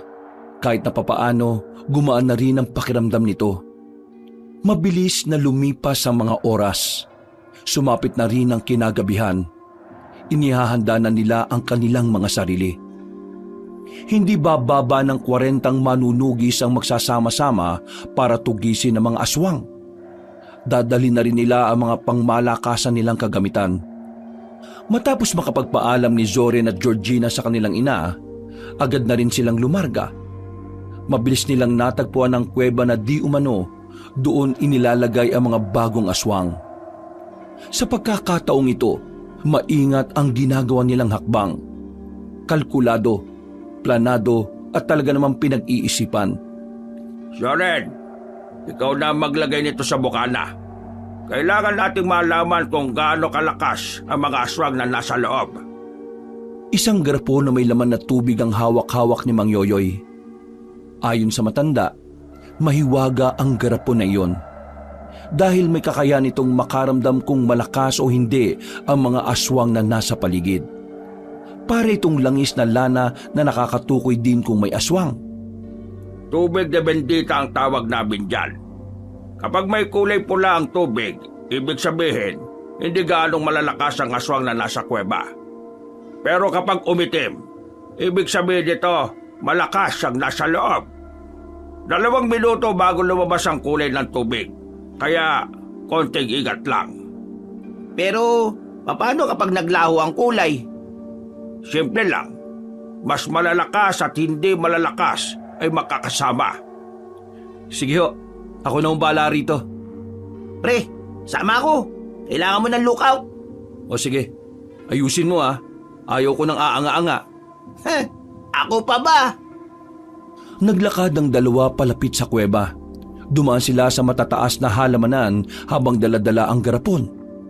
Nang makalapit na sila roon, pasimpleng inilagay ni Zoren ang garapon sa bukana ng kuweba. Inurasan nito ang sarili. Matapos lang ang 2 minuto, agad nitong kinuha ang garapon. Pagtapat nila ng ilaw, nakita niyang naghahalo ang itim at pulang tubig. Dali-dali silang bumalik sa kanilang mga kasama. Dahil sa kanilang nalaman, naisip nila agad na maaring naroon ng pinuno ng mga aswang. Kaya naman, sandali silang nagkaroon ng pag-uusap. Planadong maigi ang kanilang gagawing paglapit. Ilang sandali pa, marana silang naglakad patungo roon. Kahit nasa labas pa lang sila, naaamoy na kagad nila ang lansa na nagmumula sa loob ng kuweba. Nang makapwesto na sila, nagulat na lamang sila nang biglang may isang lalaking lumabas mula roon. Dahil sa direktang liwanag na nagmumula sa buwan, nakilala ng magkapatid kung sino ang naroon. Brando? Anong ginagawa ni Brando dyan? Georgina, aking sinisinta! Ha! Nagulat ka ba dahil narito sa iyong harapan ang lalaking magpapatibok ng iyong puso? Hoy, kilabutan ka nga sa sinasabi mo. Anong ginagawa mo dyan? Agaya nga na sinabi ko sa inyo, hindi niyo pa ako kilala. Pero ngayong gabi, magpapakilala ako sa inyo. Lumabas sa mga aswang. Sa punto pa lang na to, napagtanto na nila kung anong ibig sabihin ng mga nangyayari. Pero aminadong kinabigla nila kung ano ang revelasyon na yun. Ako lang naman ang pinuno ng mga aswang. Ako rin ang nangyanggaw kay Mang Dante. Ginawa ko yun para mas maging kasabik-sabik ang buhay niyo magpamilya. Ginawa ko yun total. Ayaw mo naman sa akin eh. Mahal kong Georgina. Buti naman at maaga mo sinabi kung sino ka. Hindi na kami mahihirapan na alamin kung sino ang papaslangin namin. Ako? Ha! Mapapas lang ninyo? Hindi gayon! Mag-enjoy muna kayo sa mga bataan ko! Pag-alis ni Brando, hindi na nagsayang ng pagkakataon ng mga aswang para itong mga gutom na lumusob sa kanila. Lahat ay umaangil. Mga kasama! Laban! Hindi nagtagal ay nagsimula na rin ang sagupaan. Patayan kung patayan. Kahit na mababangis sa mga nilalang, magaling at mahusay din naman ang mga manunugi sa pakikipaglaban. Kaya naman, sa mga naunang sandali, makikitang kayang-kaya nilang palagan ng kahit matataas ng uri ng aswang. Ganito bala ang pakiramdam. Ha! Ang saya! Sobrang saya! Uy! Magseryoso ka sa laban na to, ha? Oo naman, pre! Patutunayan ko na ito na yung silbi ko! Mikoy! Sa likod mo! Uy! Da! Tinaga ni Mikoy ang aswang na muntikan ng makasakmal sa kanya. Agad na sumirit ang dugo mula sa leeg nito. Ngunit sa halip na matakot ang binata, tuwang-tuwa pa ito dahil yun ang unang aswang na kanyang napaslang. Uy! Ayos! Ayos to ah! Sa kanilang pagpapatuloy, marami-rami naman na ang nasusugatan sa kanila. Pero lahat ng yun ay puro mabababaw lang. Hindi sila umuurong kahit na anong mangyari. Kahit na maraming lumalabas sa loob ng kuweba ay buo pa rin ang kanilang loob. Hanggang sa makalipas ang ilang minuto, nakita nilang unti-unti nang nalalaga sa mga aswang. Pero ang iba naman naisipan na ring umatras. Magaling! Magaling ang ginawa niyong lahat! Hindi ba na natin sila susundan? Hindi na. Ayanan natin silang tumakas. Ang malaga, walang nabawas sa atin. Nabasa ko na ang taktika ng lalaking yon. Balak niyang malagas agad tayo gamit ang mga bagong aswang. Para kapag marami nang nabawas sa atin, sa kanya ilalabas ang mga tunay niyang alas para mas madali tayong matalo. Tama si Mang Yoyoy. Iniisaan lang tayo ni Brando. Sayang, gusto ko pa sanang pumatay ng aswang eh. Magtigil ka nga. Anong akala mo sa ginagawa natin, naglalaro? Napapakamot na lamang ng ulo ang binatang si Mikoy. Matapos sa mga sandaling yon, pinasok na rin nila ang kuweba. Wala na silang inabutan doon. Kaya ang ginawa nila, sinunog na lamang nila ng sabay-sabay ang mga bangkay ng mga aswang. Hindi na nila nakita pa si Brando sa paligid. Kaya naman nilisan na rin nila ang lugar na yon. May tuturing nilang inisyal na pagkapanalo ang nangyari. Malaking bagay yon para sa kanila dahil kahit na papaano ay nabawasan na nila ang kanilang mga kalaban. Pangdoli, magamot naman ng mga kasama nating sugatan. Pakiuna yung mga may sugat na malapit sa tiyan, ha? Abala ang lahat sa paglilinis ng kanilang mga sugat, habang si Zoren at Mikoy naman nakatayo sa di kalayuan sa tent. Pinapanood si Georgina na sinusubukang kausapin ang kanilang ina. Alam mo pre, kahit na papaano, mas maswerte kayo ni Georgina. Kasi nandyan pa ang nanay nyo. Kumpara sa akin, wala na si nanay. Si tatay na lang. Tapos, hindi ko rin naman kasundo. Kaya ikaw, kapag may pagkakataon, makipagbati ka sa nanay mo. Huwag mo siyang sukuan, pre. Alam mo, wala ako sa posisyon para magsalita, ah. Pero, pre, hindi naman na tayo bumabata eh. At habang tumatanda tayo, tumatanda rin ang mga magulang natin. Kung nakikita mo yung may chance pa para maibalik yung dati, huwag mo na pakawalan pre yung pagkakataon. Maraming salamat sa mga sinabi mo. Huwag ka mag-alala. Hindi ko naman isinasarado ang pinto na makakaayos pa kami ni nanay.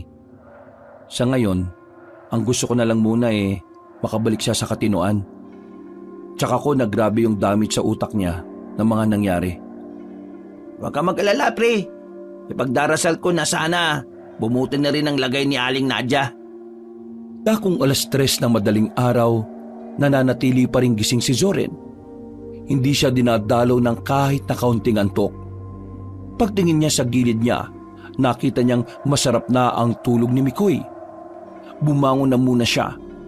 Naisipan niyang silipin si Georgina at ang kanyang ina sa kabilang tent. Pero pagsilip niya roon, wala na ang matandang babae. Wala na ito sa tabi ni Georgina. Kaya naman agad na ginising ni Zoren ang kanyang kapatid. Georgina, nasan si nanay? Wala si nanay oh. Ha? Katabi ko lang siya kanina matulog ah. Lumabas si nanay. Sama mo ko, hanapin natin siya. Natatarantang lumabas ng tent ang dalawa. Sinuyod nila ang buong area pero hindi na nila ito nakita pa. Sorry, hindi ko alam na umalis siya eh. Nakatulog ako.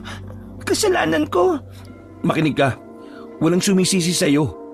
Kaya huwag mong sisiyan ang sarili mo. Mas lalo ka lang hindi makakapag-isip ng maayos kapag ganyan ka eh. Focus, Georgina.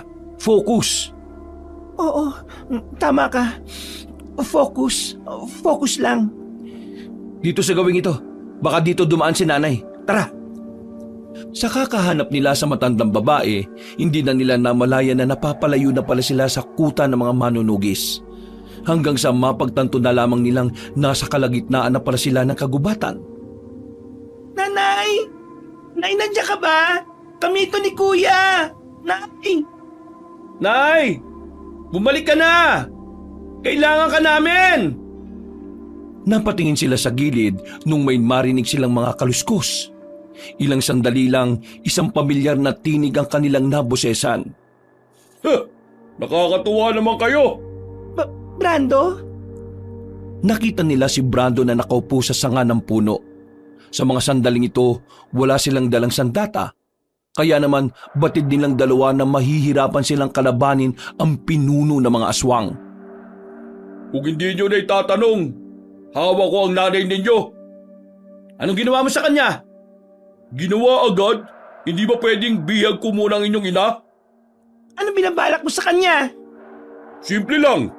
Gagamitin ko siya para sumama ka sa akin. Ang kapal talaga ng pagmumukha mo kahit na kailan, no?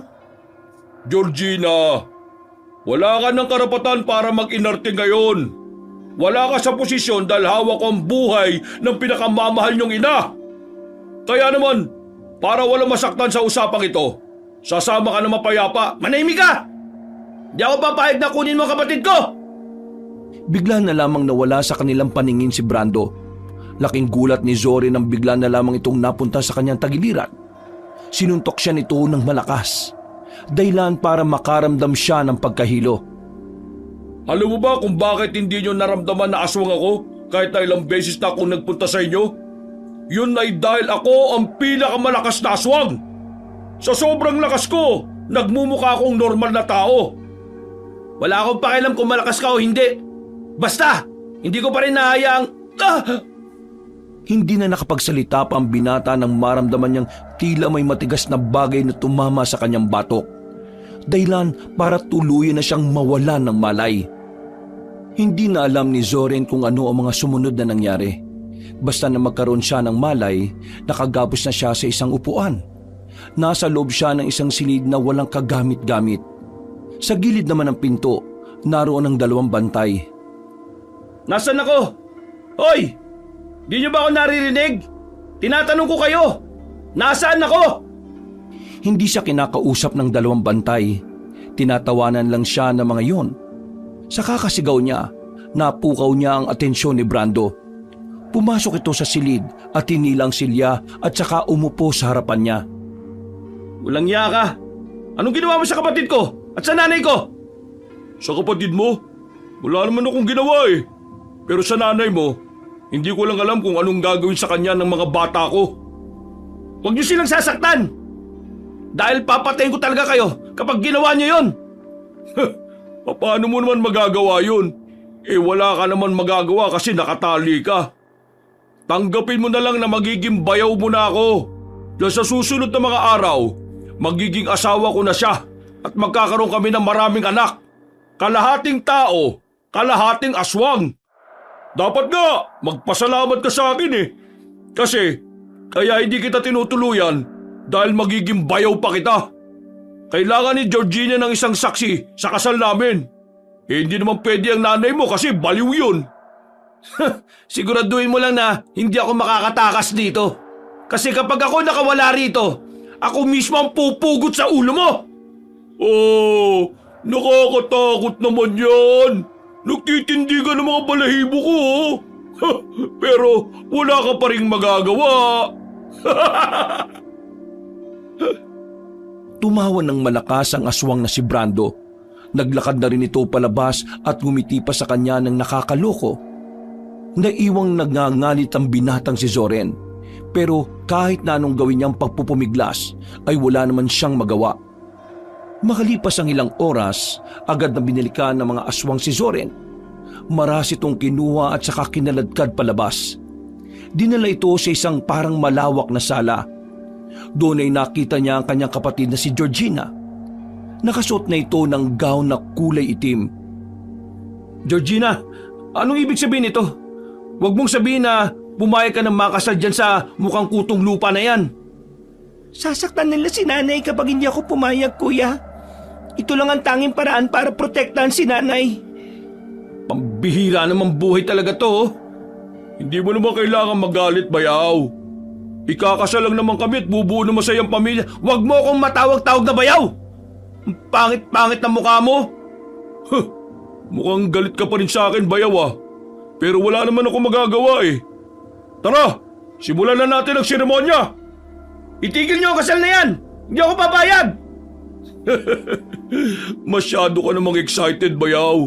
Hindi pa naman kami agad ikakasal. Panunumpa lamang ito. Sa aming mga aswang kasi, nauuna ang sumpaan bago ang kasal.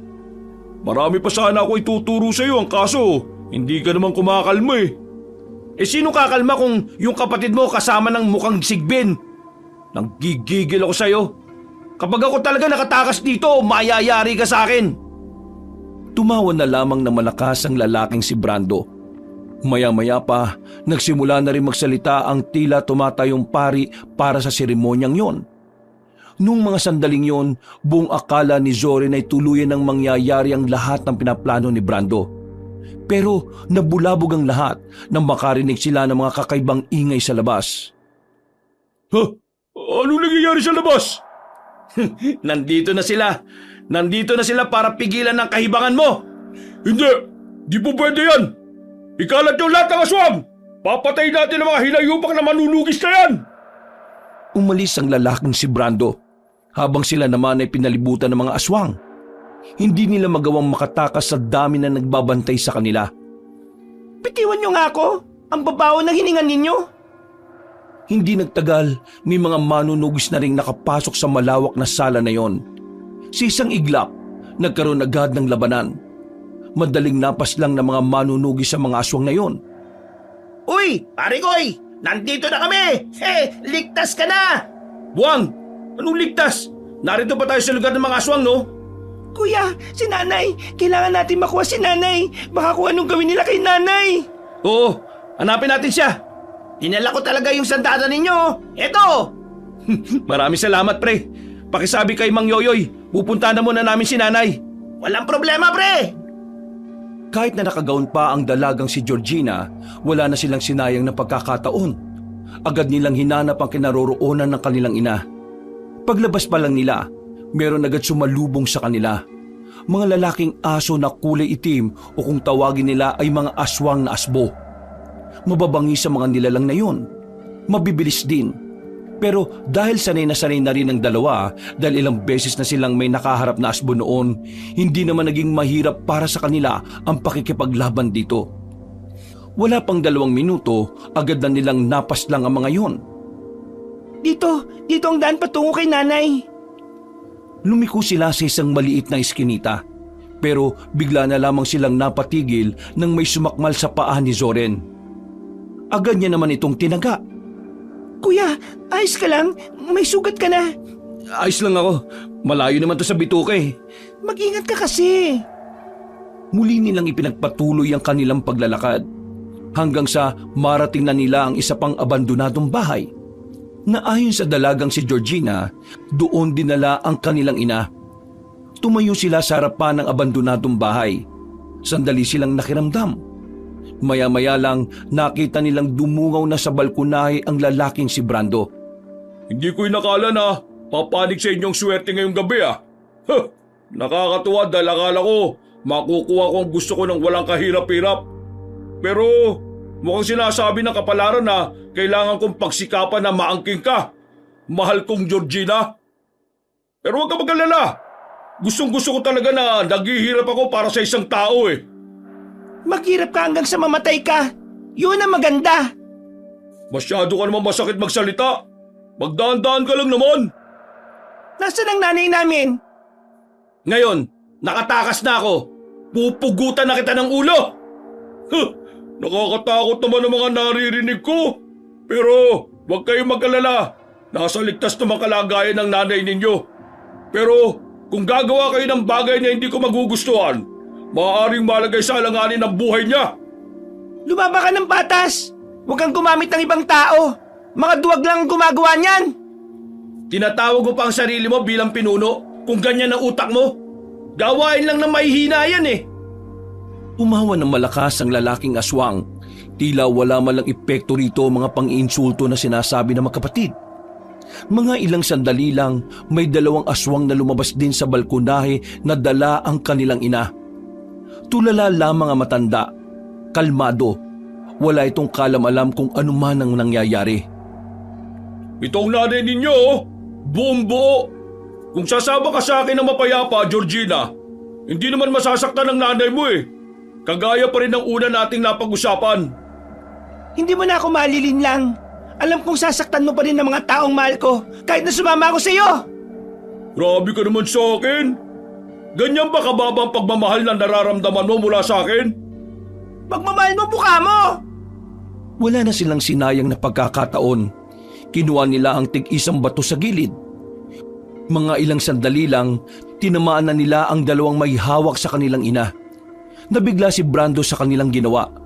Pero mas lalo itong nawindang nang pinukol ni Zoren ang kanyang espada sa kinaroroonan ng binatang aswang. Agad namang nakailag ang lalaking yon at nakatalon papunta sa bubungan. Akmang kukunin na ni Brando ang matandang babae pero bigla na lamang nataranta si Aling Nadia. Nakita na lamang niyang tatalon na yon mula sa balkonahe. Mabilis na tumakbo si Zoren. Maswerteng nagawa niya pang saluhin ang kanyang ina. Takot! Takot! Takot ako! Halimaw! Halimaw sila! Takot ako! Tago! Tago ako! Kailangan tago! Halimaw siya! Halimaw! Hinawakan ni Zoren ang magkabilang pisngi ni Aling Nadia at tiningnan nito sa mga mata. Nay, kami ito. Kami ang anak nyo. Ligtas ka na. Hindi ka namin hahayaang mapahamak. Kaming bahala sa'yo. Ligtas! Ako ligtas! Wala na halimaw! Ligtas niyo ko! Nay, nandito kami. Hindi ka namin pababayaan. Hindi ka masasaktan ng halimaw. Naalarma sila nang makitang bumuka na ang mga pakpak ni Brando. Akmang lilipad na yung patungo sa kanila. Pero bigla namang dumating si Mikoy. May dala-dala itong pana. Tinira niya ng palaso si Brando. Tinamaan niya ito sa balikat kaya naudlot ang paglapit nito sa mag-iina. Ako nang bahala kay Aling Nadia! Ilalayo ko siya sa gulo! Kayo nang bahala sa isang yan! Maraming salamat, pre. Maasahan ka talaga kahit na kailan. Ako pa ba? Future bayaw mo yata to! Isa ka pa? Kapal na mukha mo! Agad na kinuha na ni Mikoy ang matandang si Aling Nadia. Sumama rin naman ito kagad sa binata. Nang wala nang intindi ng magkapatid, hinarap na nila ang pinuno ng mga aswang. Ngayon mo kami kalabanin! Kung yan ang gusto nyo, edi sige! Nagbago ng itsura ng mukha si Brando nung mga sandaling yon. Lumabas na ang nakakatakot nitong muka. Pati na rin ang buntot nitong merong talim sa dulo. Nagmumukha na itong halimaw. Ito ang hiling ninyo! Ibibigay ko sa inyo ng buo! Biglang bumaba ang lalaking aswang. Lumagabog pa ang sahig ng bumagsak ito. Nagulat na lamang si Zoren nang umatake sa kanya si Brando. Hinawakan siya nito sa damit at saka sinuntok ng malakas sa kanyang tiyan. Sa lakas ng suntok, agad siyang sumuka ng dugo. Pero sanay naman si Zoren sa bugbugan. Kaya naman hindi naman siya gaanong naapektuhan. Nakatayo pa rin siya ng tuwid. Sa halip, hinataw niya ng katana si Brando. Pero hinawakan lang ni Brando ang kamay niya. Sinakal siya at saka binalibag patungo sa pader ng bahay. Paglingon ni Brando sa gilid, naroon si Georgina. Biglang tinaga ni Georgina si Brando. Tinamaan naman ito sa bandang hita. Dahilan para mapaaray ang pinunong aswang. Mahal kita, pero kung ganito ang gagawin mo sa akin, mapipilitan ako saktan ka. Gawin mo ang gusto mong gawin. Wala akong pakialam. Lumipad si Brando. Bumelo pa ito sa itaas. Mabilis itong lumipad patungo kay Georgina. Pero nagawang ilaga ng dalaga ang kanyang pag-atake. Nang makabangon naman si Zoren, pasimple itong kumuha ng bato. Inabangan ng lumilipad na si Brando. Nang makakuha ng tamang pagkakataon, agad na pinukol ni Zoren yun ng malaking bato. Tinamaan naman sa ulo si Brando na naging dahilan para mahilo ito ng bahagya. Bumagsak si Brando. Hindi sinayang ni Georgina ang pagkakataon na yon. Agad niyang nilapitan ng aswang. Gamit ang kanyang katana, muli niya itong tinaga. Nakailag ang pinunong aswang kaya tinamaan lamang ito sa balikat. Nakakatuwa. Pinapakita mo talaga sa akin na karapat-dapat kang maging asawa ko. Mga binitad kang babae. Yan ang hinahanap ko sa isang asawa. Ikaw nga ang dapat ko maging asawa. Tila muling lumakas ang lalaking si Brando. Hindi na ginamit nito ang pakpak nito nang lumapit kay Georgina. Hinataw ulit ng dalaga si Brando ng katana. Pero mabilis na nakailag si Brando at nahawakan pa ang kanyang kamay. Akin ka lang! Akin! Mas lalo akong nai-inlove sa mga pinapakita mo ngayon eh. Nababaliw ka na! Bitiwan mo kapatid ko! Isang malakas na hataw ng katana ang ginawa ni Zorin sa likuran ng pinunong aswang. Agad itong nakabitiw sa dalaga. Hindi naman nakontento si Zorin. Pinatamaan niya ulit ng hataw ang aswang na yon. Nang makaramdam na ito ng hapdi ay agad itong lumipad patungo sa bubungan ng abandonadong bahay. Bumaba ka dyan! Baba! Tapusin na natin to! Maghintay ka! Bababa ko dyan kapag natapos ko na itong ginagawa ko! Nagtataka ang magkapatid kung ano ang nangyayari kay Brando nang bigla na lamang itong umangil ng malakas. Para itong nasasaktan. Yung pala, meron itong dinukot na buto mula sa kanyang batok. Isang mahaba at matalim na buto. At ang palagay ng dalawa, ang mahabang buto na yon na nagsisilbing sandata ng kanilang kalaban. Georgina, maganda ka. Mukhang inilabasan niya ang alas niya. Ikaw ang umanda. Ikaw ang laging bugbog eh. Bumaba si Brando para itong lumakas uli. Parang hindi na nito nararamdaman ang mga sugat na tinamo. Ngayon, simulan na natin ang laban! Biglang lumapit si Brando sa kanila. Inuna nitong atakihin si Zoren. Aminado ang lalaking si Zoren na merong galaw si Brando sa pakikipag-ispadahan. Nahihirapan siyang gumawa ng kahit na anong pag-atake. Masyado mabilis ang ginagawa ng kalaban nila, na kahit si Georgina, hindi din alam kung kailan papasok. Visit na aswang to! Ano? Wala na ba kayong alam gawin kundi ang ilagan ako? Mga inutil! Hindi nagtagal, tinamaan na ng patalim ang lalaking si Zoren. Tila naman hindang kaliwang braso nito dahil doon. Dumistansya ang lalaki. Meron siyang napagtanto. Georgina, huwag kang magpapatama sa kanya. May kakaibang dulot ang hawak niya. Mabuti naman at matalino ka. Mabilis mong naintindihan kung paano ka mamamatay. Para sabihin ko sa'yo, merong laso ng hawak kong sandata. Mga 1 oras at kalahati lang, mamamatay ka na rin. At pasensya ka na rin ha. Wala pang nahahanap ang mga albularyo kung ano ang maaaring gamiting gamot para dyan. Kaya naman, kailangan mo nilang tanggapin na mamamatay ka na rin mamaya.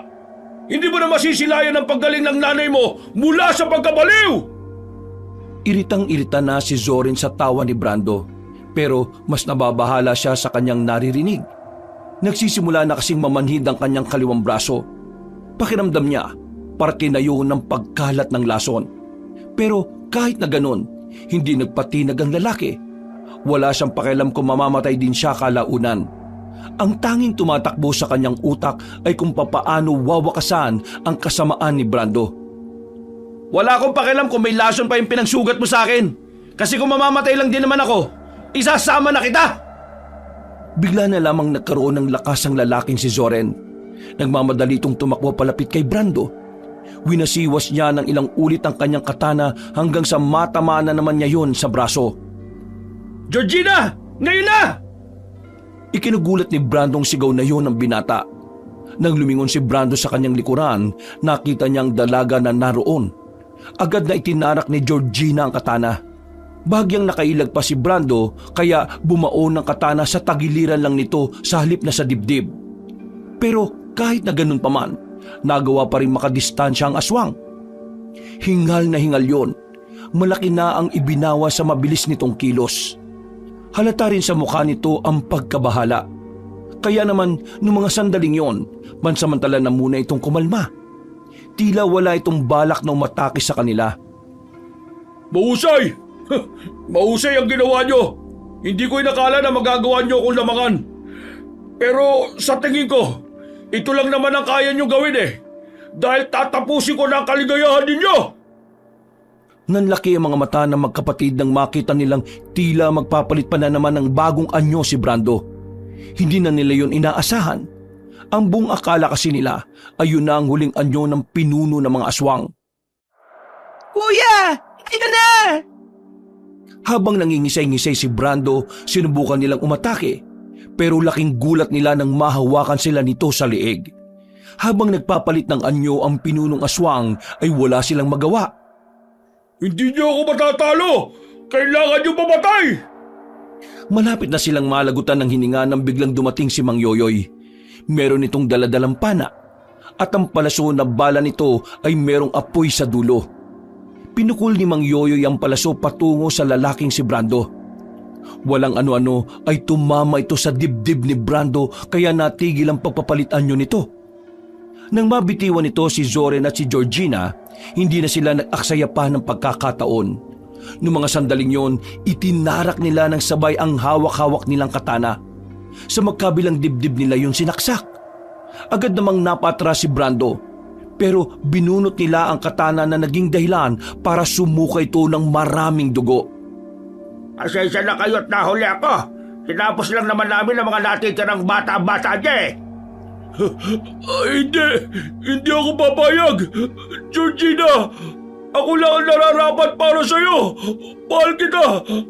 Akin ka lang! Tahimik ka! Magsama na kayo ng ama kong kasing sama mo!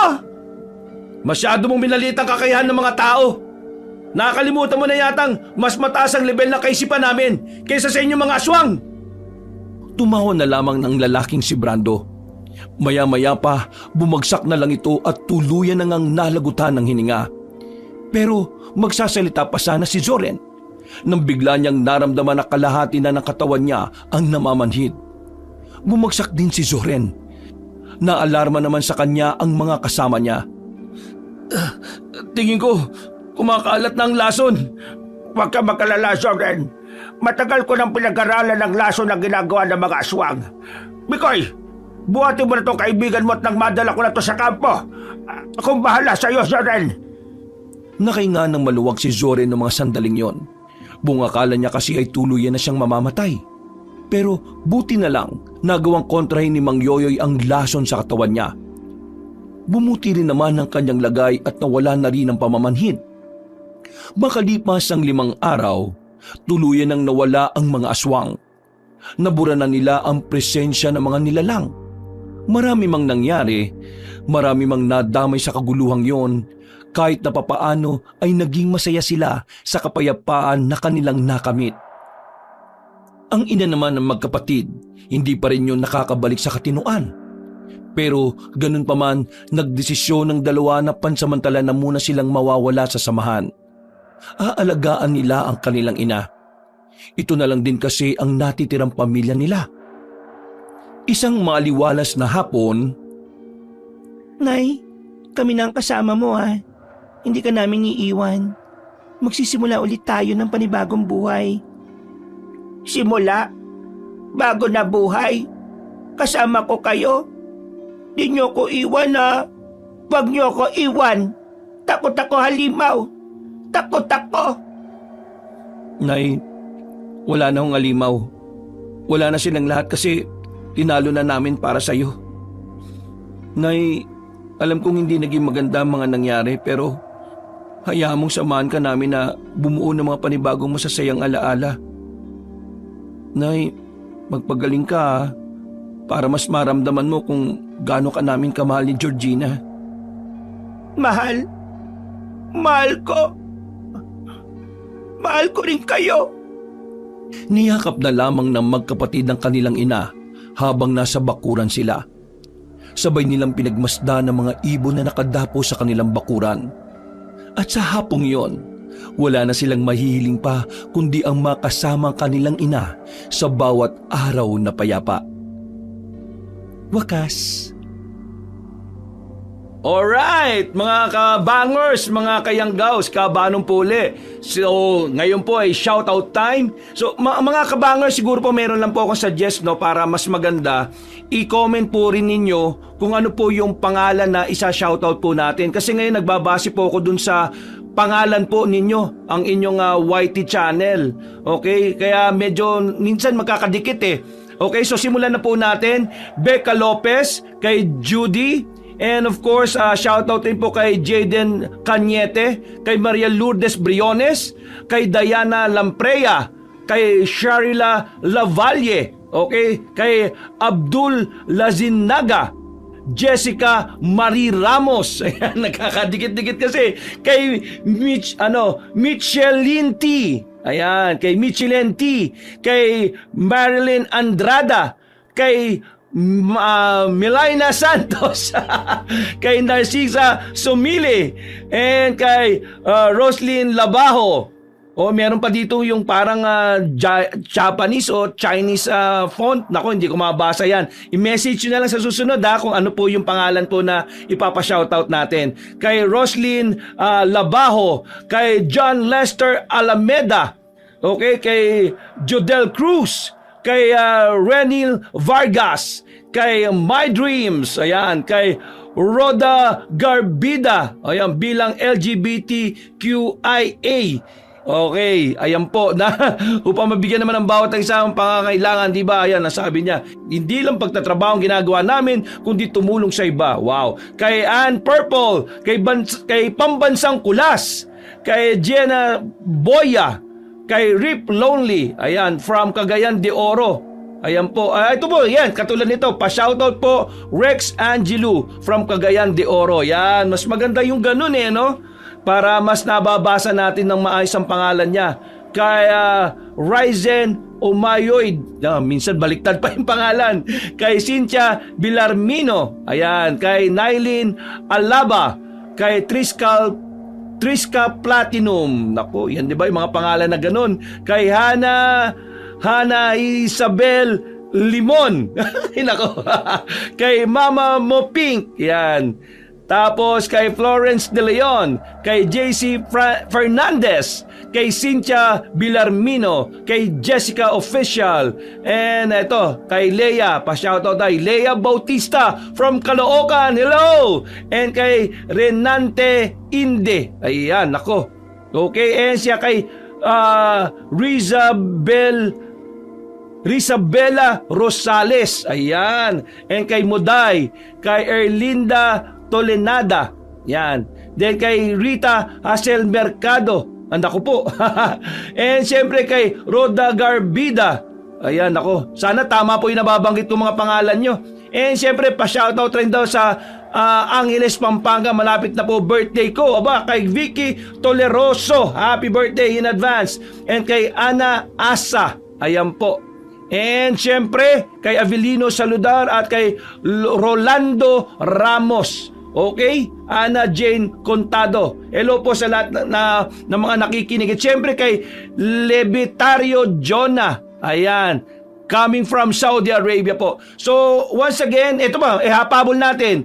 Shoutout kay Henry Ortiz, John Paul Ortiz, kay Sarah Jean Ortiz. Ayan, ka Ortiz family. Ayan, nakabang daw sila palagi sa upload natin. Okay, so yun po mga kabangers, no? Mga kayanggaw, mas maganda po i-comment na lang rin po ninyo yung mga gusto nyong pangalan na ipa-shoutout para mas maganda. Okay, so once again, maraming salamat po sa pagsubaybay sa ating video ngayong araw na ito. Hanggang sa muli, ito po si Kabano nagsasabi sa inyong I love you all. Ingat po palagi. God bless. God bless. God bless. God bless. God bless. God bless. God bless. God bless. God bless. God bless. God bless. God bless.